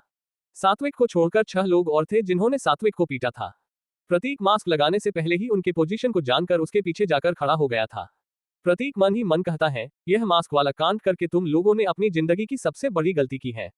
प्रतीक एक बड़ा सा स्टार जैसा हथियार जिसका इस्तेमाल उसने हर एक सीसीटीवी कैमरे के तार को काटने के लिए इस्तेमाल करता था। वह 4 नुकीले ट्रायंगल से बना था जो एक सर्कुलर डिस्क से जुड़ा हुआ था। उस ट्रायंगल के दोनों तरफ शार्प ब्लेड्स थे। प्रतीक में ट्रेनिंग में सारे निंजा हथियारों को इस्तेमाल करने की ट्रेनिंग भी ली थी। निंजा स्टार के इस्तेमाल में प्रतीक इतना ज्यादा परफेक्ट था कि आज तक उसका एक भी निशाना नहीं चुका था। प्रतीक भी भीड़ के साथ आगे आगे बढ़ता जा रहा था। प्रतीक ने ये शो किया था कि उसके दोस्त उसे वहां न देखे। उसी वक्त वहां आयुष्मान राणा पहुंचता है, तब तक भीड़ धीरे धीरे आगे आने लगी थी। इसलिए आयुष्मान जल्दी से मोर्चा संभालता है और गाड़ी के बोनट के ऊपर चढ़कर लाउडस्पीकर में चिल्लाते हुए कहता है, सारे लोग अपने जगह पर रुक जाए वरना हमें स्ट्रिक्ट एक्शन लेना पड़ेगा। रश्मि कहती है, कमांडो कहाँ है सर? आयुष्मान राणा कहता है, मना कर दिया ये बोल करके कि यह पुलिस का मैटर है, लेकिन हमें पूरा कंट्रोल दिया है। आयुष्मान राणा इधर उधर देखते हुए कहता है, यहाँ पर पानी के टैंकर्स क्यों नहीं है? रश्मि कहती है, उनका कहना है कि वे लोग ट्रैफिक में फंसे हुए हैं, यहाँ आने में 2-3 घंटे और लगेगा। आयुष्मान राणा एक बार फिर से कहता है, आप लोग अपनी जगह पर रुक जाए वरना। इससे पहले कि आयुष्मान अपनी बातें पूरी कर पाता, उसके सामने से कई सारे बोतल उड़ते हुए नजर आते हैं। बोतल को अपने करीब आने के बाद जब आयुष्मान राणा को यह पता चलता है कि वह बोतल नहीं है बल्कि पेट्रोल बॉम्ब है, तो वह खुदकर बोनट से दूर हो जाता है। जब वह पेट्रोल बॉम्ब गाड़ी के ऊपर गिरता है तो एक हल्का सा ब्लास्ट होता है और गाड़ी में आग लग जाती है। उसके बाद तो जैसे पेट्रोल बॉम्ब की बारिश सी हो जाती है। आयुष्मान राणा नीचे कूदते के वक्त गिर जाता है और चिल्लाते हुए कहता है, चार्ज। उसके इतना कहते ही सारे पुलिस वाले लाठी लेकर स्टूडेंट्स की तरफ बढ़ने लगते हैं। कुछ पुलिस वाले आंसू गैस के गोले भी दागना शुरू कर देते हैं। आयुष्मान कहता है, रश्मि सीसीटीवी फुटेज के ऊपर नजर रखो, कपड़ों से वह पहचान में आ जाएगा। रश्मि वहां से सीसीटीवी फुटेज के ऊपर नजर रखने के लिए चली जाती है और आयुष्मान राणा खुद भी लाठी लेकर अंदर घुस जाता है। अंदर जाने के बाद आयुष्मान राणा को यह रियलाइज होता है कि उसने आंसू गैस के गोले फायर करवाकर बहुत ही बड़ी गलती की थी। गैस फैलने की वजह से हर तरफ धुआं हो गया था और किसी को भी कुछ साफ साफ नहीं दिखाई दे रहा था। इधर प्रतीक अपने निंजा स्टॉर्स को देखते हुए कहता है, अब सबसे पहले मुझे उन दोनों सीसीटीवी कैमरे का कुछ करना पड़ेगा जो सबके ऊपर नजर रखे हुए हैं, लेकिन मैं जहां खड़ा हूं वहां उसकी रेंज नहीं होनी चाहिए। रश्मि भी इधर वही काम कर रही थी जो आयुष्मान राणा ने उसे कहा था। सीसीटीवी चून की ऊंचाई पर लगा हुआ था, इसलिए स्टूडेंट्स उसे तोड़ नहीं सकते थे। कईयों को तो पता भी नहीं था कि वहां कोई सीसीटीवी कैमरा भी है। रश्मि के बैठे हुए 2 मिनट नहीं हुए थे कि अचानक दोनों सीसीटीवी का लाइव फुटेज आना बंद हो गया था। वो हर बार चेक करती है लेकिन उसे कुछ भी नहीं दिखाई देता। वह जब बाहर निकल कर देखती है तो शॉक हो जाती है। दोनों कैमरे को निंजा स्टार छेद कर उसके अंदर फंसे हुए थे। रश्मि ये देखकर कहती है, वह किल अभी यही है। मुझे जल्द से जल्द बात आयुष्मान सर को बतानी पड़ेगी। रश्मि कॉल करती है और इधर स्टूडेंट्स को पीटता हुआ आयुष्मान राणा ब्लूटूथ से कॉल उठाते हुए कहता है, क्या हुआ रश्मि? रश्मि कहती है, कैमरे को उसी स्टार जैसे दिखने वाले हथियार ने पूरी तरह से डिस्ट्रॉय कर दिया है। मैंने रिवाइंड करके फुटेज देखा लेकिन वह हथियार उड़ते हुए एक ऐसे जगह से आया था जहां कैमरा का रेंज नहीं था। आयुष्मान कहता है, ये किल मतलब यही है। रश्मि कहती है, यस सर, जरूर यहाँ कुछ बुरा होने वाला है। आयुष्मान कहता है, यहाँ फिर से किसी का खून होने वाला है, लेकिन किसका? रश्मि कहती है, कहीं सिद्धार्थ का तो नहीं। आयुष्मान राणा कहता है, अब मैं ढूंढूं तो ढूंढूं कैसे? सारे लोगों ने एक ही मास्क लगाया हुआ है, पहचान में नहीं आ रहे हैं। उसने कैसा कपड़ा पहना था? हाँ, काला टी शर्ट पहना था। तुम फोन रखो रश्मि और एसपी सर को बताओ कि सिचुएशन आउट ऑफ कंट्रोल हो चुका है और बैकअप भेजे। रश्मि वैसा ही करती है और आयुष्मान उसके बाद सीधा आगे की तरफ बढ़ने लगता है और हर एक स्टूडेंट का मास्क निकालकर देखने लगता है कि सिद्धार्थ कौन है।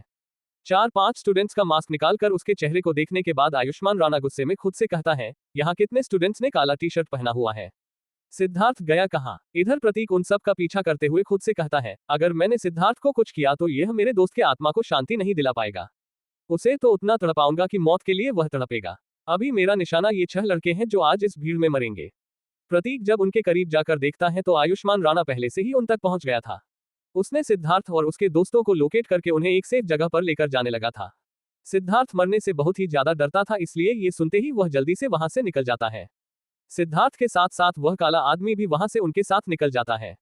जब वे लोग एक सेफ जगह पर जाते हैं तो आयुष्मान राणा उन्हें एक जगह खड़ा करके समझाने लगता है कि उन्हें पुलिस के प्रोटेक्शन में ही रहने की जरूरत है, वरना उनके जान को खतरा भी हो सकता है। प्रतीक धुएं के अंदर से उन्हें देख रहा था और मन ही मन कहता है, ये किसी भी तरह से सही नहीं है। अब मैं उन्हें कैसे मारूंगा? प्रतीक उन्हें थोड़ा सा एनालाइज करते हुए कहता है, मेरे पास अभी 2 निंजा स्टॉर्स हैं और अगर मैं सही से निशाना लगाऊं तो वे 6 लोगों का गला काट सकता हूं मैं। उनके 2 से 3 नस आराम से कट जाएंगे, लेकिन वहां मौजूद वह 7वां काला आदमी भी मारा जाएगा। मुझे एक ट्राई लेना चाहिए, शायद मैं उस काले आदमी को बचा सकता हूं। प्रतीक दोनों स्टॉर्स को पकड़ता है और उन 6 लोगों के ऊपर 2-3-3 का लाइन बनाकर एक दूसरे के सामने खड़े थे और सबसे बीच में खड़े आयुष्मान राणा की बातें सुन रहे थे। जैसे ही प्रतीक दोनों निंजा स्टॉर्स को फेंकने वाला होता है, तभी कोई पुलिस के डंडे के मार से बचने के लिए प्रतीक से हल्का सा टकरा जाता है। उस भाग रहे लड़के के टकराने की वजह से प्रतीक का बैलेंस बिगड़ जाता है और स्टॉर्स के एंगल भी चेंज हो जाते हैं। प्रतीक के हाथ से वह दोनों स्टॉर्स निकल जाते हैं और आगे को तरफ बढ़ने लगते हैं। पहला स्टार उस काले आदमी के बाई तरफ के गर्दन को काटते हुए एक पेड़ से अटक जाता है, जबकि दूसरा स्टार उस काले आदमी के दाई तरफ के गर्दन को काटते हुए सिद्धार्थ के पीछे खड़े एक लड़के के गर्दन में घुस जाता है। काले आदमी का गर्दन आधी उंगली दीप दोनों तरफ से कर गई थी, जबकि उस लड़के के गर्दन में एक उंगली जितना अंदर घुस गई थी। अपना हमला नाकाम होते हुए देखकर प्रतीक मन ही मन कहता है, ये क्या किया मैंने? सिर्फ एक ही लड़के को मारा और जिस काले आदमी को बचाना चाहता था उसे ही सबसे ज्यादा नुकसान पहुंचा दिया। मैंने एक बेगुनाह को मारा है। गॉड प्लीज उसे बचा लेना। अब आगे से मैं किसी भी बेगुनाह को कोई भी नुकसान नहीं पहुंचाऊंगा। प्लीज उसे बचा लेना गॉड, मैं नहीं चाहता हूं कि मेरे हाथ किसी बेगुनाह के खून से रंगे। इधर तो हमला हो गया था जिससे आयुष्मान राणा और बाकी सब शौक के मारे फ्रीज हो गए थे। सिद्धार्थ और बाकी के अब जल्दी जल्दी वहां से हट गए थे। आयुष्मान सबको छुपने का सलाह देता है और थोड़ी देर तक धुएं में देखता है और जब कोई नहीं आता है तो वह जल्दी से जीप में दोनों को डालकर हॉस्पिटल, जो बस आधा किलोमीटर दूर कॉलेज में था, वहां के लिए भेज देता है। सिद्धार्थ और बाकी के लोग भी उसी जीप में बैठकर कॉलेज के लिए चले गए थे। आयुष्मान को प्रतीक वैसे भी नहीं मिलने वाला था। प्रतीक स्टार फेंकने के बाद धुएं के अंदर गायब हो गया था। उसी वक्त वहां पानी का टैंकर आता है और हर तरफ पानी का बौछार तेज प्रेशर के साथ होने लगता है। स्टूडेंट्स अपने लीडर यानी को सिद्धांत के जाने और पुलिस से मार खाने के बाद मैदान छोड़कर वहां से भाग खड़े हुए थे। बिस्वा सुराना के आदमी भी ये देखकर वहां से भाग खड़े हुए थे, लेकिन फिर भी 122 लोगों को गिरफ्तार कर लिया गया था, जिसमें ऋषि और संकेत भी थे। प्रतीक तो वहां से एक गली पकड़कर निकल गया था। प्रतीक जल्दी से कॉलेज की तरफ जाते हुए कहता है, मुझे अपने बाकी के बचे हुए 5 निंजा स्टॉर्स को कहीं छुपाना पड़ेगा, वरना अगर इन लोगों ने हमारी तलाशी ले ली तो मैं पकड़ा जाऊंगा। इससे पहले कि संकेत या फिर ऋषि वापस आए मुझे उन्हें छुपाना पड़ेगा। प्रतीक इस बात से अनजान था कि दोनों अरेस्ट हो चुके थे। प्रतीक एक लंबी छुट्टी में जब अनाथ आश्रम विजिट करने गया था तब वह वहां से 10 निंजा स्टॉर्स लेकर वापस आया था, जिसमें से 5 का वह इस्तेमाल कर चुका था। पहला कॉलेज के सीसीटीवी के तार काटने के लिए और बाकी के 4 का इस्तेमाल उसने आज किया था। 2 से कैमरे को तोड़ा था और 2 से गले काटे थे। इधर आयुष्मान राणा भी यह सोच रहा था कि अब सबकी तलाशी ली जाएगी, लेकिन सबसे पहले उसे वहां के मैटर को संभालना था। वहां की भीड़ तो गायब हो गई थी, लेकिन वहां मची हुई अफरा तफरी में दर्जनों लोग और स्टूडेंट्स और पुलिस वाले भी घायल हो चुके थे। कुछ की हालत तो इतनी ज्यादा बुरी थी, वे लोग मरने तक की हालत में थे। आयुष्मान राणा जल्दी से सबको हॉस्पिटल भेज रहा था। उस हमले के बाद आयुष्मान राणा संभल गया था और कंफ्यूज भी हो गया था। जिस तरह प्रतीक ने हमला किया था उसे देखकर कोई भी बता सकता था कि वह हमला उस काले आदमी के लिए ही था। सबके जाने के बाद आयुष्मान रश्मि को कॉलेज भेजते हुए कहता है, सुबह तो हो ही चुकी है, जल्दी से जाओ और कॉलेज के हर एक हॉस्टल के हर एक कमरे की तलाशी लो, कहीं न तो कहीं वह स्टार जैसा हथियार मिलेगा। रश्मि के जाने के बाद आयुष्मान राणा अपना दिमाग थोड़ा सा इधर उधर घुमाते हुए कहता है, मैं उस प्रतीक एंथनी को इसके पीछे समझ रहा था, लेकिन इस हमले के बाद तो मुझे लग रहा है कि टारगेट विश्वास सुराना और उससे जुड़े लोग हैं। CH-17 आज से तुम सात्विक। प्रतीक के गलत हमले ने उसे शक के घेरे से बाहर निकाल दिया था। इस गलत हमले से सारे लोग ऐसा समझने लगे थे कि कोई विश्वास सुराना को टारगेट बना रहा है। उन सब के मुताबिक उनका सबसे बड़ा टारगेट था सिद्धार्थ, जो विश्वास सुराना का भांजा था। किलर ने सिद्धार्थ के सबसे चहीती चीज जिसके ऊपर सिद्धार्थ मारता था समीरा, उसे छीन लिया था। इस वजह से अब सारे पुलिस वालों का संदेह प्रतीक और सात्विक की कहानी से अलग होकर सीधा एक नए सिरे की ओर चला गया था। ये सब आयुष्मान राणा ने अपने सीनियर को बताया था। हर एक हॉस्टल और हर एक कमरे की पूरी तलाशी पुलिस ने ली थी, लेकिन उनके हाथ कुछ भी नहीं लगा था। प्रतीक ने पहले ही सारे स्टार जैसे दिखने वाले हथियार को एक ऐसे जगह छिपा दिया था जहां कोई भी नहीं सोच सकता था। जब किसी बाहर वाले के इसमें शामिल होने की खबर सुनते ही विश्वास सुराना के सिक्योरिटी को काफी बढ़ा दिया गया था। जितने भी लोग दंगे में गिरफ्तार हुए थे उन्हें अगले दिन ही सबूत के अभाव में रिलीज कर दिया गया था। ऐसे ही एक हफ्ता गुजर जाता है, लेकिन कहीं पर भी ऐसी कोई घटना नहीं हुई थी। इस वजह से कॉलेज को दोबारा शुरू कर दिया गया था। पुलिस हर तरफ हाथ पैर मार चुकी थी, लेकिन उन्हें कुछ भी पता नहीं चला था। फोन को भी ट्रैक किया गया था, लेकिन किसी को कुछ भी पता नहीं चला। उन लोगों ने प्रतीक के फोन की लोकेशन भी ट्रैक की थी, लेकिन प्रतीक ने अपना फोन 4 घंटे तक वहीं कब्र के पास छोड़ दिया था, जिस वजह से आखिरी शक की सुई जो प्रतीक की तरफ मुड़ सकती थी वह भी खत्म हो गई थी। संकेत को लंगड़ाते हुए देखकर प्रतीक कहता है, क्या हुआ है तुम्हें? ऐसे क्यों चल रहे हो? ऋषि कहता है, पिछले हफ्ते पुलिस ने इसके पिछवाड़े पर 4 डंडे मारे थे। तब से बेचारा अभी तक ठीक ही नहीं हुआ है। ये तो ठीक से पीठ के बल सो भी नहीं पाता है, बैठ भी नहीं पाता है। संकेत ऋषि का मुंह बंद करते हुए कहता है, तुझे भी तो एक डंडा लगा था न पिछवाड़े पर। ऋषि कहता है, मेरा तो ठीक हो गया लेकिन तेरा अभी तक है। प्रतीक भी हंसते हुए कहता है, तुम लोग पकड़े गए थे तब लॉकअप में धुलाई नहीं हुई क्या? संकेत कहता है, लॉकअप में धुलाई? क्या बोल रहे हो? हम इतने ज्यादा थे कि पूरा पुलिस स्टेशन भर गया था। पुलिस वालों से ज्यादा तो हम थे। वे लोग कुछ भी ऐसा वैसा करते तो हम ही उन्हें उनकी औकात दिखा देते। प्रतीक और बाकी सब ये सुनकर हंसने लगते हैं और तभी प्रतीक कहता है, अरे सिद्धार्थ के उस दोस्त का क्या हुआ जिसके ऊपर हमला हुआ था? ऋषि कहता है, वह काला आदमी तो बच गया लेकिन बेचारा वह स्टूडेंट मर गया। सच बताऊं तो वह साला एक नंबर का हरामी था। अच्छा हुआ मारा गया। संकेत कहता है, क्या अच्छा हुआ? आगे हमारा भी नंबर लग सकता है। प्रतीक कहता है, ऐसा कुछ भी नहीं होगा। हमने कौन सा किसी का कुछ बिगाड़ रखा है जो हमारे पीछे खूनी आएंगे। ऋषि कहता है, बिल्कुल सही बोला। हम सब तो सुधरे हुए हैं। ऐसे ही एक और हफ्ता गुजर जाता है और हर एक चीज शांत हो जाता है। पुलिस सबूत के अभाव में शांत हो जाती है और केस ठंडा पड़ जाता है। पुलिस तो शांत हो जाती है लेकिन विश्वास सुराना के लोग पागल हो गए थे। समीरा को इंसाफ नहीं मिलने की वजह से उसके परिवार में कॉलेज के ऊपर ही केस कर दिया था। दंगे में उस लड़के के अलावा और 2 लोगों थे जो इलाज के दौरान अपना दम तोड़ चुके थे। कॉलेज प्रशासन अब कोर्ट के चक्कर काट रही थी क्योंकि मरने वाले सारे स्टूडेंट्स ही थे और उनके परिवार वालों ने भी केस कर दिया था। मीडिया से परेशान होकर डीन ने इस्तीफा दे दिया था। नया डीन विश्वास सुराना के तलवे को चाटने वाला एक डॉक्टर बना था जिसने आते ही कॉलेज में पुलिस का डेरा डलवा दिया था और लड़कियों के हॉस्टल के हर तरफ लेडीज कांस्टेबल का डेरा लग गया था। लड़कियों का रात के 9 बजे के बाद निकलना बंद हो गया था। लड़कों को 11 बजे के बाद निकलना बैन कर दिया गया था। विश्वास सुराना अगले दिन खुद अपने उस काले आदमी से मिलने के लिए हॉस्पिटल जाता है जिसके दोनों तरफ के गर्दन को प्रतीक ने काट दिया था। बहुत ही मुश्किल से उसे बचाया गया था। विश्वास सुराना को वह आदमी देखते हुए कहता है, आप यहाँ मुझसे मिलने आए हैं साहब। ये कहते हुए उसके आंखों में आंसू आ गए थे। वह अपने बगल में खड़ी अपनी बीवी से कहता है, देखो एमएलए साहब खुद हमसे मिलने आए हैं। मेरे तो भाग्य खुल गए। विश्वास सुराना कुर्ते पजामे में आया था। विश्वास सुराना पूरी तरह से गंजा था। उसके सर पर एक भी बाल नहीं थे लेकिन उसकी दाढ़ी मूंछ बराबर थी। विश्वास सुराना कहता है, ये सब कैसे हुए तुम्हारे साथ? किसने हमला किया, तुमने देखा क्या? वह काला आदमी कहता है, नहीं देख पाया मालिक। पीछे से हमला किया। शायद उसका निशाना सिद्धार्थ बाबा थे लेकिन बीच में मैं खड़ा था तो वह बच गए। मेरी हालत ऐसी हो गई है मालिक कि मैं अपने सर को इधर उधर भी नहीं कर सकता हूँ। विश्वास सुराना कहते हैं, तुम चिंता मत करो, तुम्हारा पूरा इलाज किया जाएगा। खर्चे की चिंता मत करना। काला आदमी कहता है, हमको मालूम है मालिक, आपने इतने महंगे अस्पताल में हमको भर्ती करवा दिया, अब तो जान भी आपके नाम है। विश्वास सुराना कहते हैं, जान देते नहीं है मेरे लोग, जान लेते हैं। जल्दी ठीक होकर आ जाना। विश्वास सुराना जैसे ही हॉस्पिटल से बाहर आने वाला होता है तो मीडिया अपना माइक लेकर घुस जाती है। मीडिया वालों को अपनी तरफ आते हुए देखकर विश्वास सुराना मन ही मन कहता है, ये मीडिया वाले ही गए कुत्तों की तरह सूंघते हुए, तुम लोग उनको हमसे दूर ही रखना। विश्वास सुराना के इतना कहते ही उसके बॉडीगार्ड्स ने आगे आकर मीडिया वालों को रोकना शुरू कर दिया था। मीडिया फिर भी अपना सवाल पूछ ही रही थी। एक लड़की कहती है, आप यहाँ इस हॉस्पिटल में क्या करने आए थे सर?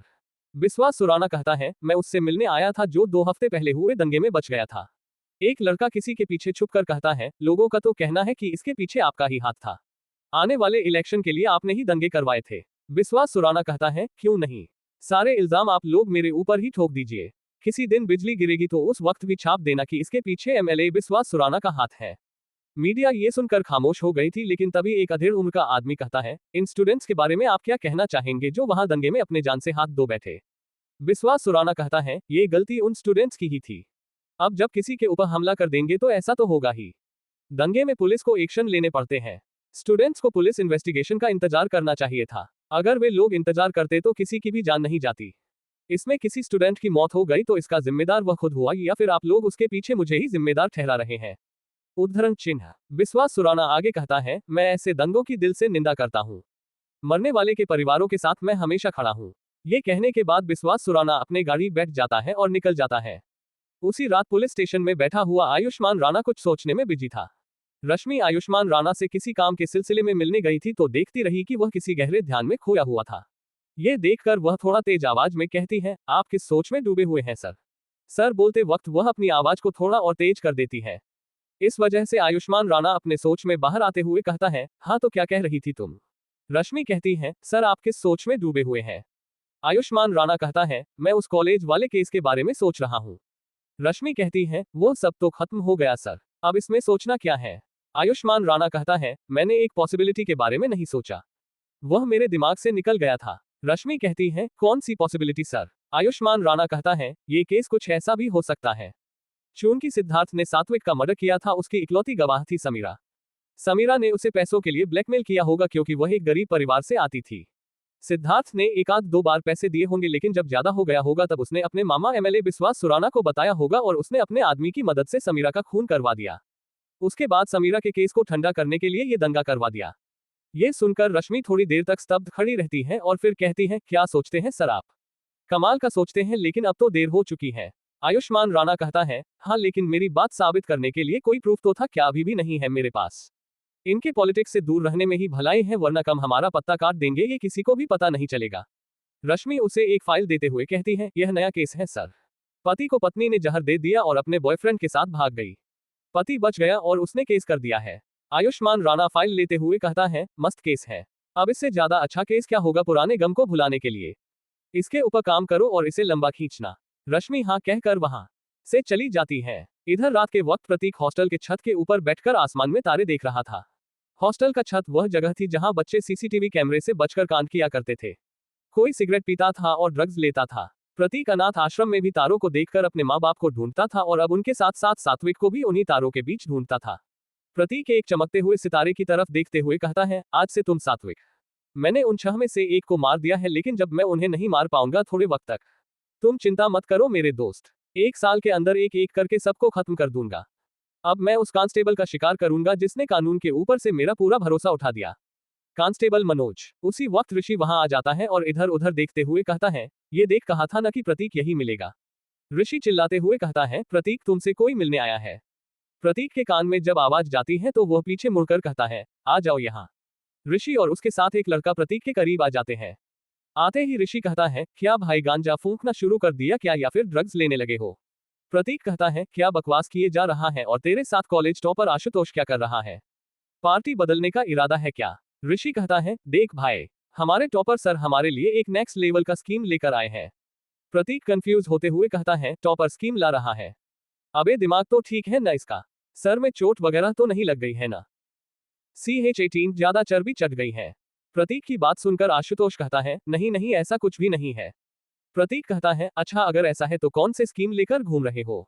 आशुतोष कहता है, कल तुमने देखा ना क्या हुआ? जब पहली बार हमें मुर्दों के शरीर को काटने का ट्रेनिंग दिया जा रहा था तब काफी सारे लोगों ने उल्टियां कर दी थी।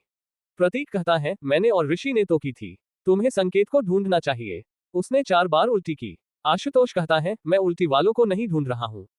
प्रतीक कहता है, तो क्या ढूंढ रहे हो तुम? आशुतोष कहता है, दरअसल मैं ये कहने आया हूँ कि प्रैक्टिकल में असली मुर्दों के जगह पर मुर्दे जैसे दिखने वाले आर्टिफिशियल बॉडी का इस्तेमाल के लिए हम सब कहने वाले हैं।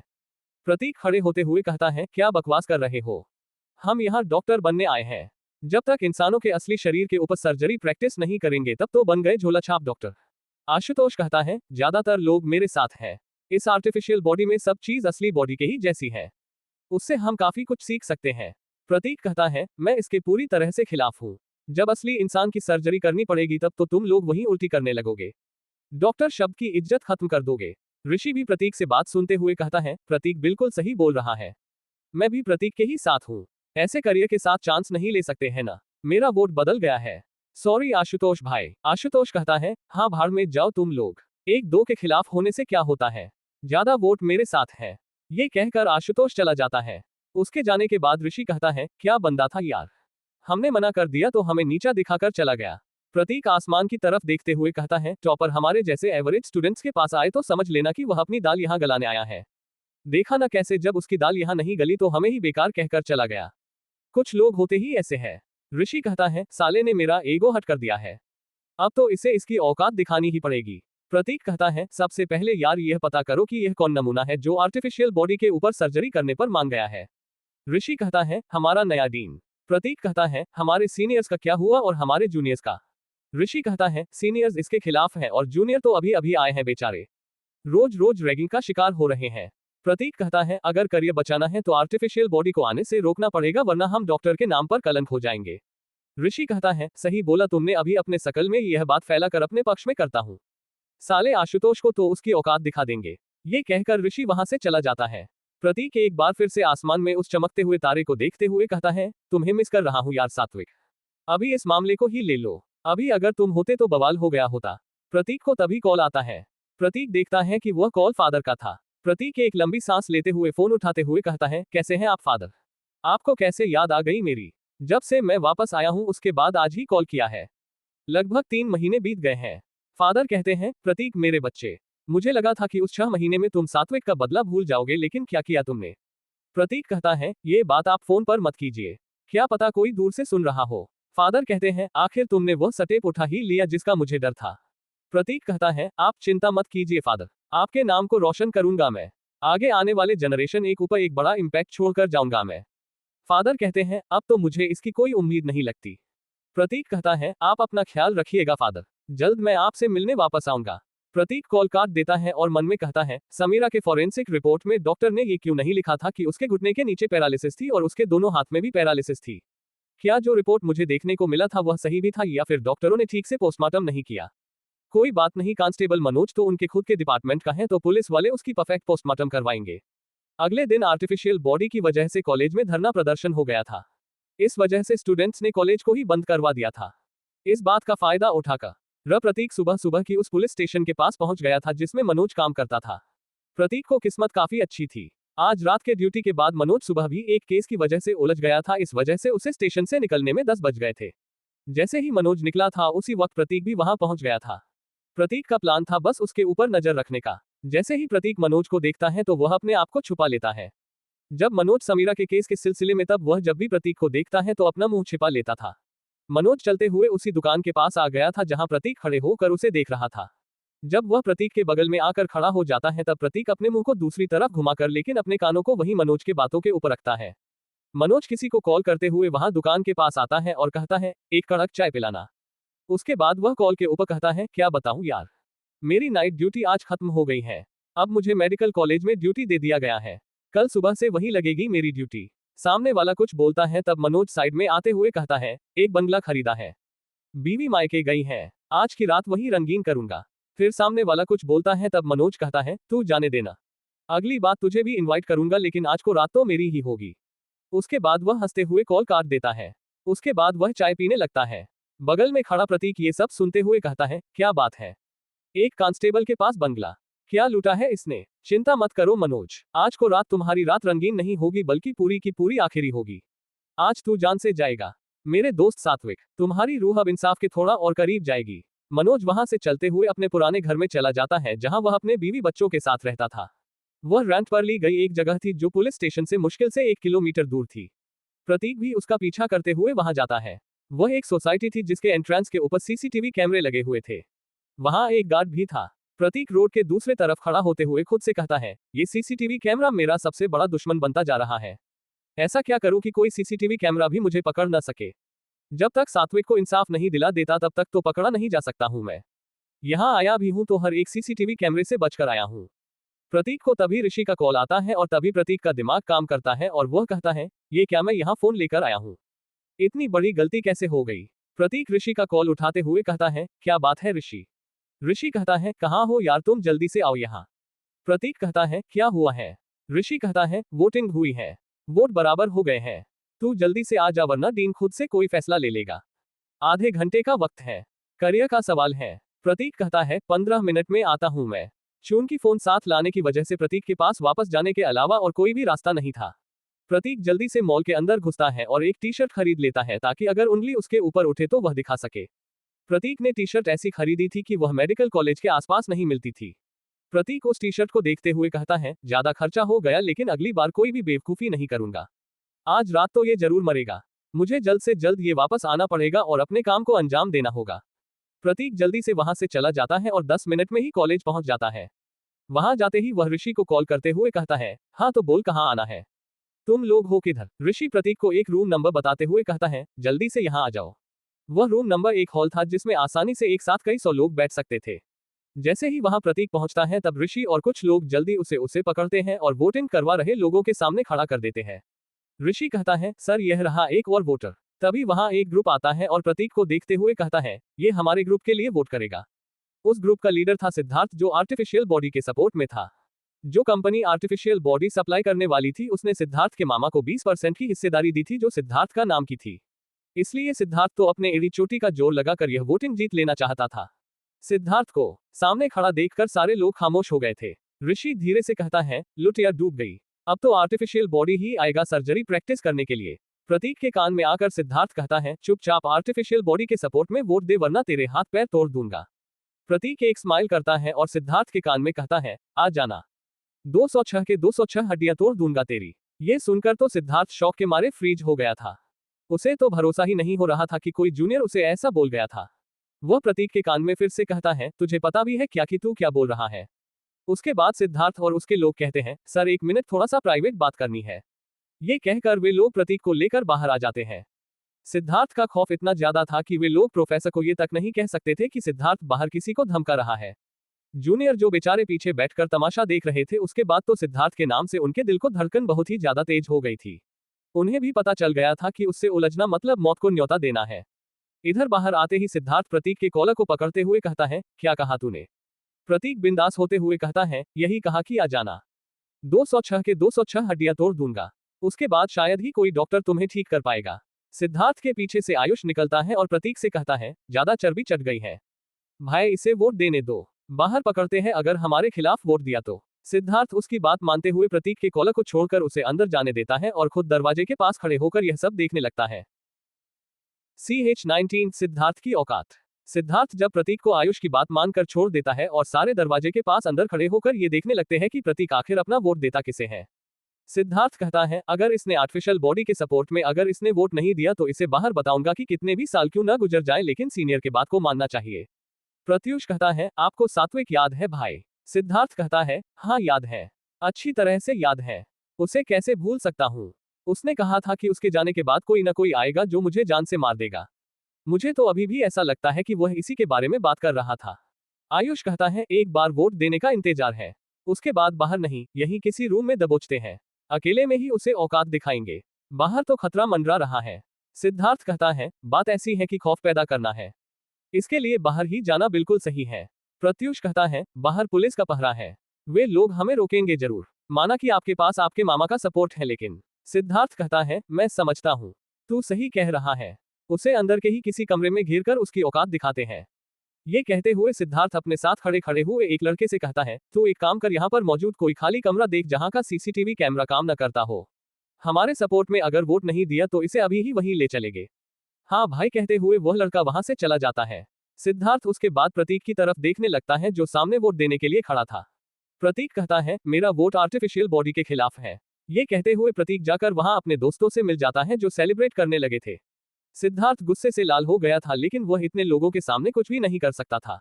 वह बस प्रतीक के अलग होने का इंतजार करने लगता था। ऋषि कहता है, यह क्या यार, तूने सिद्धार्थ के खिलाफ वोट किया है, ऐसा नहीं करना चाहिए था। प्रतीक कहता है, जानबूझकर किया है ताकि वह मुझसे उलझे। अब डर डर के जीना बहुत हो गया। ऋषि कहता है, क्या बात कर रहे हो? उसके मामा तुम्हें उल्टा लटका कर तुम्हारे पीछे डंडा डाल देंगे। प्रतीक कहता है, 2 महीने के बाद इलेक्शन है, इसका मतलब है कि अगर कुछ भी होता है तो इसके मामा की सीट चली जाएगी। अब इलेक्शन होने तक सिद्धार्थ के कारनामे पर उसका मामा पर्दा नहीं डालेगा। ऋषि कहता है, क्या बात है, साले को हम सब खोपचे में ले ले क्या? प्रतीक कहता है, उसका मामा ओपनली कुछ नहीं कर सकता है, लेकिन अंदर से तो बहुत कुछ कर सकता है। ऋषि कहता है, सॉरी यार, वैसे सिद्धार्थ तुझे देख रहा है भूखे शेर की तरह, अब तू क्या करेगा? प्रतीक कहता है, चिंता मत कर, वो सब मैं देख लूंगा। तभी एक प्रोफेसर माइक पकड़ते हुए कहते हैं, आज के हुए वोटिंग के रिजल्ट के आधार पर आर्टिफिशियल बॉडी वाला प्लान हटाया जाता है। आगे के सारे सर्जरी प्रैक्टिस असली डेड बॉडी पर ही होगी। इसके बाद तो जीतने वाले लोग पूरी तरह से खुशी से झूमने लगे थे। ऋषि उसी वक्त आशुतोष के पास जाते हुए कहता है, देखा अबे साले, 1-2 से ही तो तू हार गया, क्या बोलकर गया था कि भाड़ में जाए, अब बोल। आशुतोष हंसते हुए कहता है, अरे ऋषि, तेरे जैसे लोग तो कभी डिग्री भी पूरा नहीं कर पाते हैं, मुझे ज्ञान दे रहा है। ये कहकर आशुतोष वहां से चला जाता है। ऋषि गुस्सा होते हुए कहता है, साला इसकी अकड़ निकाल दूंगा मैं। संकेत उसे रोकते हुए कहता है, जाने दो उसे, हमें उससे नहीं उलझना चाहिए, वह प्रोफेसर्स का फेवरेट है, हमारे खिलाफ भड़का दिया तो गड़बड़ हो जाएगी। प्रतीक जैसे ही बाहर निकलता है तो आयुष कहता है, चुपचाप मेरे पीछे आओ वरना सही नहीं होगा तेरे लिए। प्रतीक बिना किसी डर के उसे फॉलो करने लगता है। थोड़ी ही देर में वे लोग एक ऐसे कमरे में पहुंचते हैं जिसे प्रतीक ने 1 साल तक यहाँ रहने के बावजूद नहीं देखा था। उस पूरे जगह में कहीं भी सीसीटीवी कैमरा नहीं था और जो था वह नीचे की तरफ लटक रहा था। प्रतीक ये सोचकर मन ही मन कहता है, आज इसे बताऊंगा मैं कि औकात क्या होता है। प्रतीक जब उस कमरे में घुसता है तब पहले से ही वहां 5 लोग मौजूद थे। वे 5 लोग जिसे प्रतीक उसी दिन मार देना चाहता था, लेकिन उनकी किस्मत सही नहीं थी और वे लोग बच गए थे। प्रतीक उनके कहे मुताबिक सामने खड़ा हो जाता है। सिद्धार्थ बिना किसी इमोशन के कहता है, जब मैंने तुझे कहा था कि मेरे खिलाफ वोट नहीं करना है तो फिर तूने क्यों किया? प्रतीक कहता है, मैंने वही वोट किया जहां करना चाहिए था। मैंने सही काम किया है। आयुष कहता है, तूने सीनियर की बात नहीं मानी है और कहता है कि तूने सही काम किया है। सिद्धार्थ उठकर प्रतीक के पास आता है और कहता है, हाँ तू कह रहा था कि मेरे 206 के 206 हड्डियां तोड़ देगा। अगर इतना ही दम है तो हाथ लगा कर दिखा मुझे। प्रतीक सिद्धार्थ के हाथ को पकड़ता है और उसे घुमाता है और खट से तोड़ देता है। ये सब इतना ज्यादा जल्दी हुआ था कि कोई सही से देख ही नहीं पाया था कि आखिर हुआ क्या था। सबको लास्ट में बस हड्डी के चटकने की आवाज आई थी। सिद्धार्थ की तो दर्द के मारे चीखें निकल गई थी। वह चिल्लाते हुए कहता है, साले ने मेरी हाथ तोड़ दी है। तुम लोग इसके हाथ और पैर दोनों तोड़ दो। प्रतीक के ऊपर 2 लोग हमला करते जिनके दोनों हाथों को प्रतीक पकड़ लेता है और उसे कंधे से उखाड़ देता है। उसके बाद प्रतीक खुद एक का हाथ पकड़ता है और उसे कोहनी से घुमाकर तोड़ देता है। अब बस बचे थे आयुष और प्रत्यूष। प्रत्यूष वहां टूटा पड़ा हुआ एक पाइप उठाते हुए प्रतीक की तरफ बढ़ने लगता है। प्रतीक उसके हमले को डॉज करता है और अपनी 2 उंगली बाहर निकालकर उसके सीने के पास मारता है, जिससे प्रत्यूष के सीने में तेज दर्द उठने लगता है और वह नीचे अपना सीना पकड़कर कराहने लगता है। यह नजारा देखकर कोई सबसे ज्यादा शौक था तो वह सिद्धार्थ था। उसे तो भरोसा ही नहीं हो रहा था कि प्रतीक जैसा कोई एक साथ 5 लोगों को संभाल चुका था और 4 का हाथ तोड़ चुका था और एक के साथ पता नहीं क्या किया था। सिद्धार्थ कहता है, क्या कर रहे हो तुम लोग? एक से हार गए, शर्म आनी चाहिए। आयुष जो इकलौता सही सलामत खड़ा था वह कहता है, आप चिंता मत कीजिए सिद्धार्थ भाई।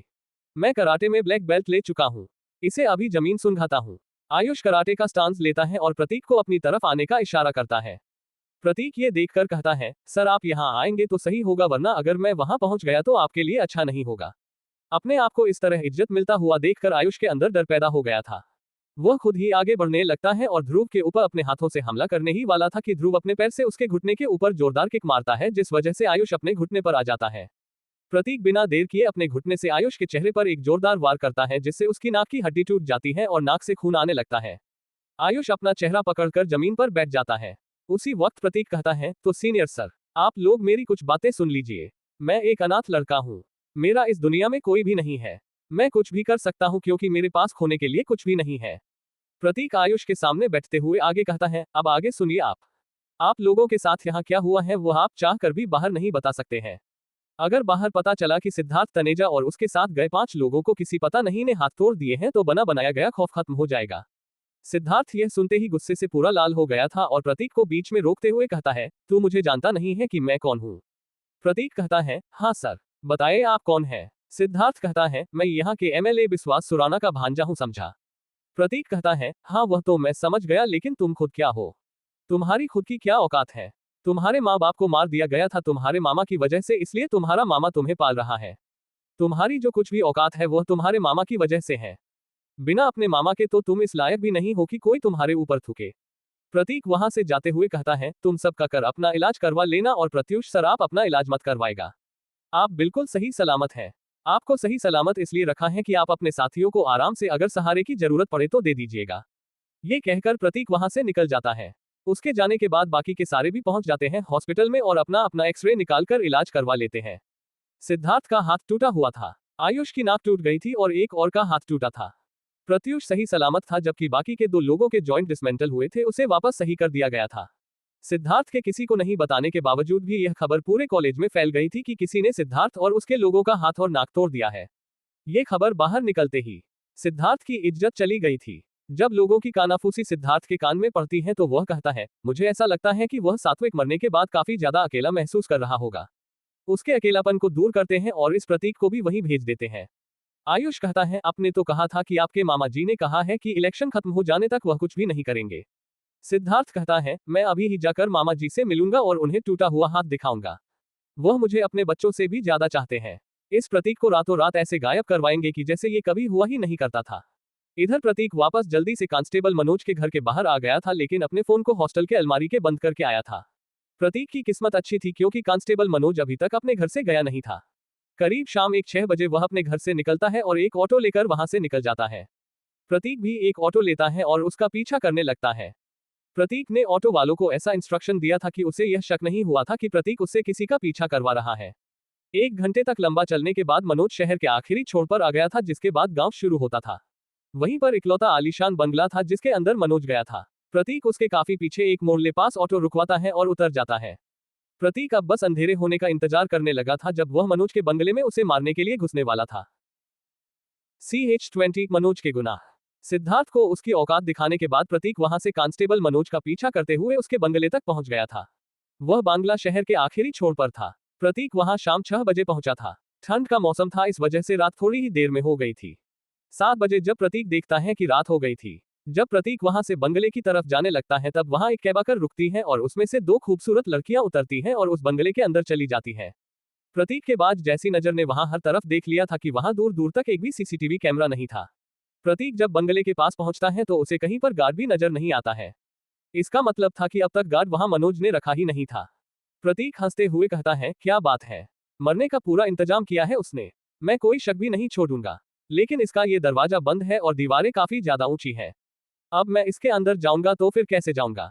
प्रतीक उसके बाद हर तरफ से उस बंगले को देखता है और आखिर में प्रतीक को पीछे की तरफ दीवार थोड़ा सा छोटा दिखाई देता है, लेकिन पिलर पूरे थे। शायद वहां कुछ और बनने वाला था लेकिन अब तक बनाया नहीं गया था। प्रतीक ग्लव्स पहनता है और एक छलांग मारते हुए दीवार को पकड़ लेता है और हल्का सा अपने आप को ऊपर उठाकर देखता है। जब हर तरफ ध्रुव को सब कुछ साफ दिखता है तो वह दीवार पार करके दूसरी तरफ आ जाता है।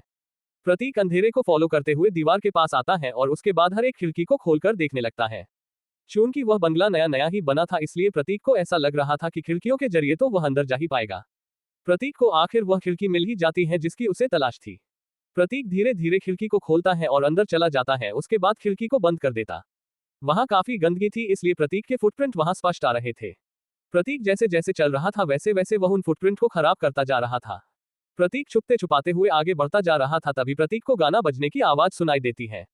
यह आवाज ऊपर के फ्लो से आ रही थी। ये सुनकर प्रतीक कहता है, आवाज से तो ऐसा लग रहा है जैसे वह ऊपर वाले फ्लो पर है। प्रतीक दबे पांव ऊपर जाने लगता है। प्रतीक गाने का पीछा करते हुए एक कमरे में जाता है जिसका दरवाजा आधा खुला हुआ था। प्रतीक जब झांक कर देखता है तो शौक के मारे उसका होश उड़ जाता है। मनोज वहां सिर्फ चड्डी बनियान में था और मुंह के ऊपर मास्क लगाया हुआ था और दोनों लड़कियां भी कुछ उसी हालत में थी। दोनों लड़कियों ने अपने बालों में कुछ ऐसा लगा रखा था जिससे वह बिल्ली जैसी दिख रही थी और म्याऊं म्याऊं कर रही थी। ये सुनकर मनोज एक्साइट होता जा रहा था और अपने बगल में रखे हुए सूटकेस से नोटों की गड्डियां निकालकर उनके ऊपर उड़ा रहा था। प्रतीक उन्हें देखना बंद करते हुए कहता है, अच्छा तो कांस्टेबल को रसियन का शौक है और नोट उड़ाने का भी शौक है। अभी तो मूड में लग रहा है, अभी इसकी अक्ल ठिकाने लगाता हूँ। प्रतीक वहां एक रूम में जाता है और वहां उसे एक छोटा सा टेबल दिखता है। प्रतीक उस टेबल को उठाकर सीधा दीवार के ऊपर मार देता है और उससे एक तेज आवाज होती है। यह आवाज इतनी ज्यादा तेज थी कि गाना बजने के बावजूद वहां तीनों को वह आवाज अच्छी तरह से सुनाई दी थी। प्रतीक दरवाजे के पीछे छिप जाता है और किसी के आने का इंतजार करने लगता है। इधर यह आवाज सुनकर कांस्टेबल मनोज एक बार के लिए डर गया था, लेकिन वह लड़कियों से इंग्लिश में कहता है, इंतजार करो थोड़ी देर, मैं अभी देखकर आता हूँ ब्यूटीफुल्स। ये कहते हुए मनोज वहां से उस कमरे की तरफ आने लगता है जहां से ये तेज आवाज आई थी। मनोज जब दरवाजा खोलकर अंदर जाता है तब उसे सामने ही टूटी हुई टेबल दिखाई देती है। टूटी हुई टेबल देखकर मनोज मन ही मन कहता है, टेबल तो ठीक होनी चाहिए थी, ये टूटी हुई क्यों है और दीवार के ऊपर निशान जैसे किसी ने इसे उठाकर मारा हो। मनोज कांस्टेबल ही सही लेकिन आखिर था तो वह एक पुलिस वाला ही। उसके पुलिस वाले दिमाग ने उसे बता दिया था कि यहाँ जरूर कोई है जो बिना बुलाए घुस आया है। मनोज को तभी वहां अपने पीछे कोई खड़ा हुआ महसूस होता है। मनोज जैसे ही पीछे मुड़ता है तभी उसके चेहरे के बिल्कुल सामने प्रतीक का चेहरा आ जाता है। प्रतीक का चेहरा देखकर वह डरकर थोड़ा पीछे हो जाता है, लेकिन इससे पहले कि वह चिल्ला सके प्रतीक उसके गर्दन पर कुछ इस तरह मारता है कि मनोज वहीं बेहोश हो जाता है। प्रतीक अपने बस एक क्लोरोफॉर्म निकालते हुए कहता है, इसे काफी स्ट्रांग बनाया है मैंने। सिर्फ 2 मिनट तक लगातार सूंघने के बाद पूरे 1 दिन तक के लिए बेहोश। प्रतीक वहां पड़े हुए मनोज के चेहरे का मास्क उतारता है और उसे अपने चेहरे के ऊपर लगा लेता है। चूंकि प्रतीक में अपने मुंह को तो पहले ही ढक रखा था, लेकिन प्रतीक अपनी पूरी सेफ्टी कर लेना चाहता था क्योंकि वह उन 2 लड़कियों को जिंदा छोड़ने वाला था, इसलिए अपने चेहरे की कंप्लीट सेफ्टी तो उसे रखनी ही थी। प्रतीक क्लोरोफॉर्म को उस रूम में मौजूद कपड़े को 2 हिस्सों में बांटते हुए इसके ऊपर क्लोरोफॉर्म लगाता है और सीधा उस रूम की तरफ बढ़ने लगता है जहां दोनों लड़कियां अधनंगी होकर मनोज के वापस आने का इंतजार कर रही थी। प्रतीक अंदर घुसता है तब पूरे कपड़े में एक यंग लड़के को देखकर वह दोनों लड़कियां शॉक होते हुए कहती है, hey who the hell are you, where is Manoj. Prateek उन दोनों ले करीब जाते हुए कहता है, need not to be worried about him, he is going on a very long sleep, now it's your time to go on sleep. इससे पहले को लड़कियां कुछ कह या फिर कर पाती, प्रतीक दोनों कपड़ों को उनके मुंह के ऊपर लगाकर उन्हें बेड के ऊपर गिरा देता है। प्रतीक के हाथ को दोनों लड़कियां हटाने की कोशिश करती हैं, लेकिन प्रतीक के हाथ को वे हटा नहीं पाती हैं और बेहोश हो जाती है। प्रतीक उन्हें डबल चेक करता है कि वे बेहोश हुई हैं या फिर नहीं। उसके बाद उस कमरे को बाहर से बंद कर देता है ताकि वे अगर बेहोश होने का नाटक भी करे तो उठकर बाहर नहीं आ सके। प्रतीक वापस उस कमरे में आता है जहां मनोज बेहोश पड़ा था। प्रतीक हर तरफ देखता है लेकिन उसे रस्सी कहीं भी नहीं मिलती है, तो आखिर में वह खिड़की के ऊपर लगे हुए पर्दे को निकालता है और उसके बाद उसे फाड़कर मनोज को चेयर के ऊपर बैठाकर अच्छी तरह से बांध देता है। प्रतीक हर एक चीज को अच्छी तरह देखते हुए कहता है, अब चीजें परफेक्ट हो गई हैं। सात्विक मेरे भाई, आज तू देखेगा कि कैसे मैं तुम्हारा बदला लेने वाला हूँ। प्रतीक उस खिड़की की तरफ इशारा करते हुए कहता है जिसके पर्दे को उसने फाड़ा था। वहां से वह चमकता हुआ सितारा जिसे प्रतीक ने सात्विक नाम दिया था वह साफ साफ दिखाई दे रहा था। प्रतीक एक बार फिर से अपनी उंगलियों का उपयोग करते हुए मनोज को होश में लाता है और वह अपने सामने मास्क पहने हुए आदमी को देखते हुए चिल्लाते हुए कहता है, कौन हो तुम और क्यों तुमने मुझे यहाँ बांध करके रखा हुआ है। प्रतीक अपना मास्क उतार कर वापस से मनोज को पहनाते हुए कहता है, अरे हाँ, यह मैंने तुमसे ले लिया था ना। मनोज कहता है, तू जानता नहीं है मुझे, मेरी पहुंच कितनी ऊपर तक है। प्रतीक उसे सूटकेस दिखाते हुए कहता है, बिल्कुल दिखाई दे रहा था। 20 लाख को तुम इतने बड़े सूटकेस में लेकर घूम रहे हो, लड़कियों के ऊपर 20 लाख खर्चा कर रहे हो, तब तो मैं क्या कोई भी समझ सकता है कि तुम कितनी पहुंची हुई चीज हो। मनोज कहता है, कौन हो तुम, क्या बिगाड़ा है मैंने तुम्हारा। प्रतीक अपने मुंह के ऊपर से कपड़ा नीचे कर देता है और कहता है, तो अब आपने पहचाना, कांस्टेबल साहब। मनोज कहता है, तुम तो प्रतीक एंथनी हो ना। प्रतीक कहता है, वाह क्या बात है, आपको मेरा नाम याद है। मुझे तो भरोसा ही नहीं हो रहा है कि आपके जैसा कोई जो रोज सैकड़ों लोगों से मिलता है उसने मेरे चेहरे को याद रखा है। मैं तो धन्य हो गया। मनोज कहता है, तुझे क्या चाहिए। प्रतीक कहता है, अब जब तुम पुलिस वाले हो तो इतना समझते ही होगे ना कि मुझे क्या चाहिए और क्या जानना चाहता हूं मैं। मनोज समझ गया था कि प्रतीक यहाँ ये जानने के लिए आया था कि आखिर उसने सिद्धार्थ के खिलाफ की गई कंप्लेन को फाड़कर क्यों फेंक दिया था। मनोज कहता है, देखो मैंने ये सब एमएलए विश्वास सुराना साहब के कहने पर किया था। उनका सख्त निर्देश था कि किसी भी पुलिस स्टेशन में अगर उनके भांजे के खिलाफ कोई रिपोर्ट लिखवाई जाती है तो लिखवाने वाले को ही फंसा देना है। इसलिए मैंने तुम्हें ड्रग्स के नकली केस में फंसाया, लेकिन तुम बच गए। प्रतीक कहता है, एमएलए विश्वास सुराना, ये नाम मुझे हर कोई सुनाता जा रहा है। तभी मनोज के दिमाग की बत्ती जलती है और वह बोल पड़ता है, इसका मतलब है कि समीरा नाम की लड़की का खून तुमने ही किया था। प्रतीक कहता है, तो क्या लगता है आपको, जिसकी वजह से मेरा दोस्त मारा गया और आखिरी में वह पलट गई कि वह मेरे दोस्त को जानती तक नहीं थी, तो मुझे मजबूरी में ऐसा करना पड़ा। मनोज कहता है, तुम एक हैवान हो। प्रतीक कहता है, हाँ हूँ, लेकिन बनाया किसने है, तुम्हारे जैसे लोगों ने। एक बात बताओ, आज तक तुमने कितनी रिश्वत ली है। सही सही बोलना, वरना तुझे जिंदा छोड़ने का जो थोड़ा बहुत सोच रहा हूँ वह भी छोड़ दूंगा। मनोज जानता था कि उसका सामना एक बहुत ही बड़े सनकी से हुआ था जो कभी भी कुछ भी कर सकता था। अपनी जान बचाने के लिए वह हर तरह से प्रतीक के बातों को मानने का डिसाइड करता है।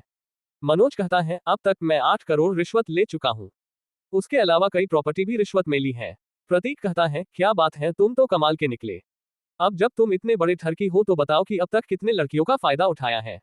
ये कहने से मनोज थोड़ा घबरा रहा था, लेकिन वह जानता था कि अगर वह नहीं बोलेगा तो जान से पक्का जाएगा। मनोज कहता है, अब तक मैंने लगभग 20 लड़कियों का फायदा उठाया है, उन्हें अपने साथ सोने को मजबूर किया है। प्रतीक कहता है, अच्छा तो कितनों ने अब तक सुसाइड कर लिया है उसके बाद। मनोज कहता है, 4 लड़कियों ने। प्रतीक कहता है, अब बताओ कि एमएलए विश्वास सुराना का तुम्हारे ऊपर इतना कृपा क्यों है। मनोज कहता है, मैं उनके लिए तब से काम करता हूं जब से मैं ट्रांसफर होकर यहां आया हूं, उनके लिए लड़कियां भी मैं ही भेजता था। प्रतीक खड़े होते हुए कहता है, अच्छा तो एमएलए साहब भी ठरकी हैं और तुम उनके जोड़ीदार। मनोज कहता है, प्लीज मुझे जाने दो, मैंने तुम्हें सब कुछ बता दिया जो जो तुमने मुझसे पूछा। प्रतीक को खामोश बैठा हुआ देखकर मनोज कहता है, प्लीज मुझे जाने दो। प्रतीक उसकी तरफ देखते हुए कहता है, अच्छा चल तू ही बता दे, तेरे गुनाह जिंदा छोड़ने लायक है क्या। आज के लिए बस इतना ही दोस्तों। द सूटकेस किलर की इस रोमांचक कहानी के लिए और जानना चाहते हैं तो अगले पार्ट का इंतजार कीजिए। पसंद आए हो तो लाइक, सब्सक्राइब, शेयर करें, कोई गलती लगे तो कमेंट में बताएं, इससे हमें बेहतर कंटेंट बनाने की प्रेरणा मिलती है। धन्यवाद।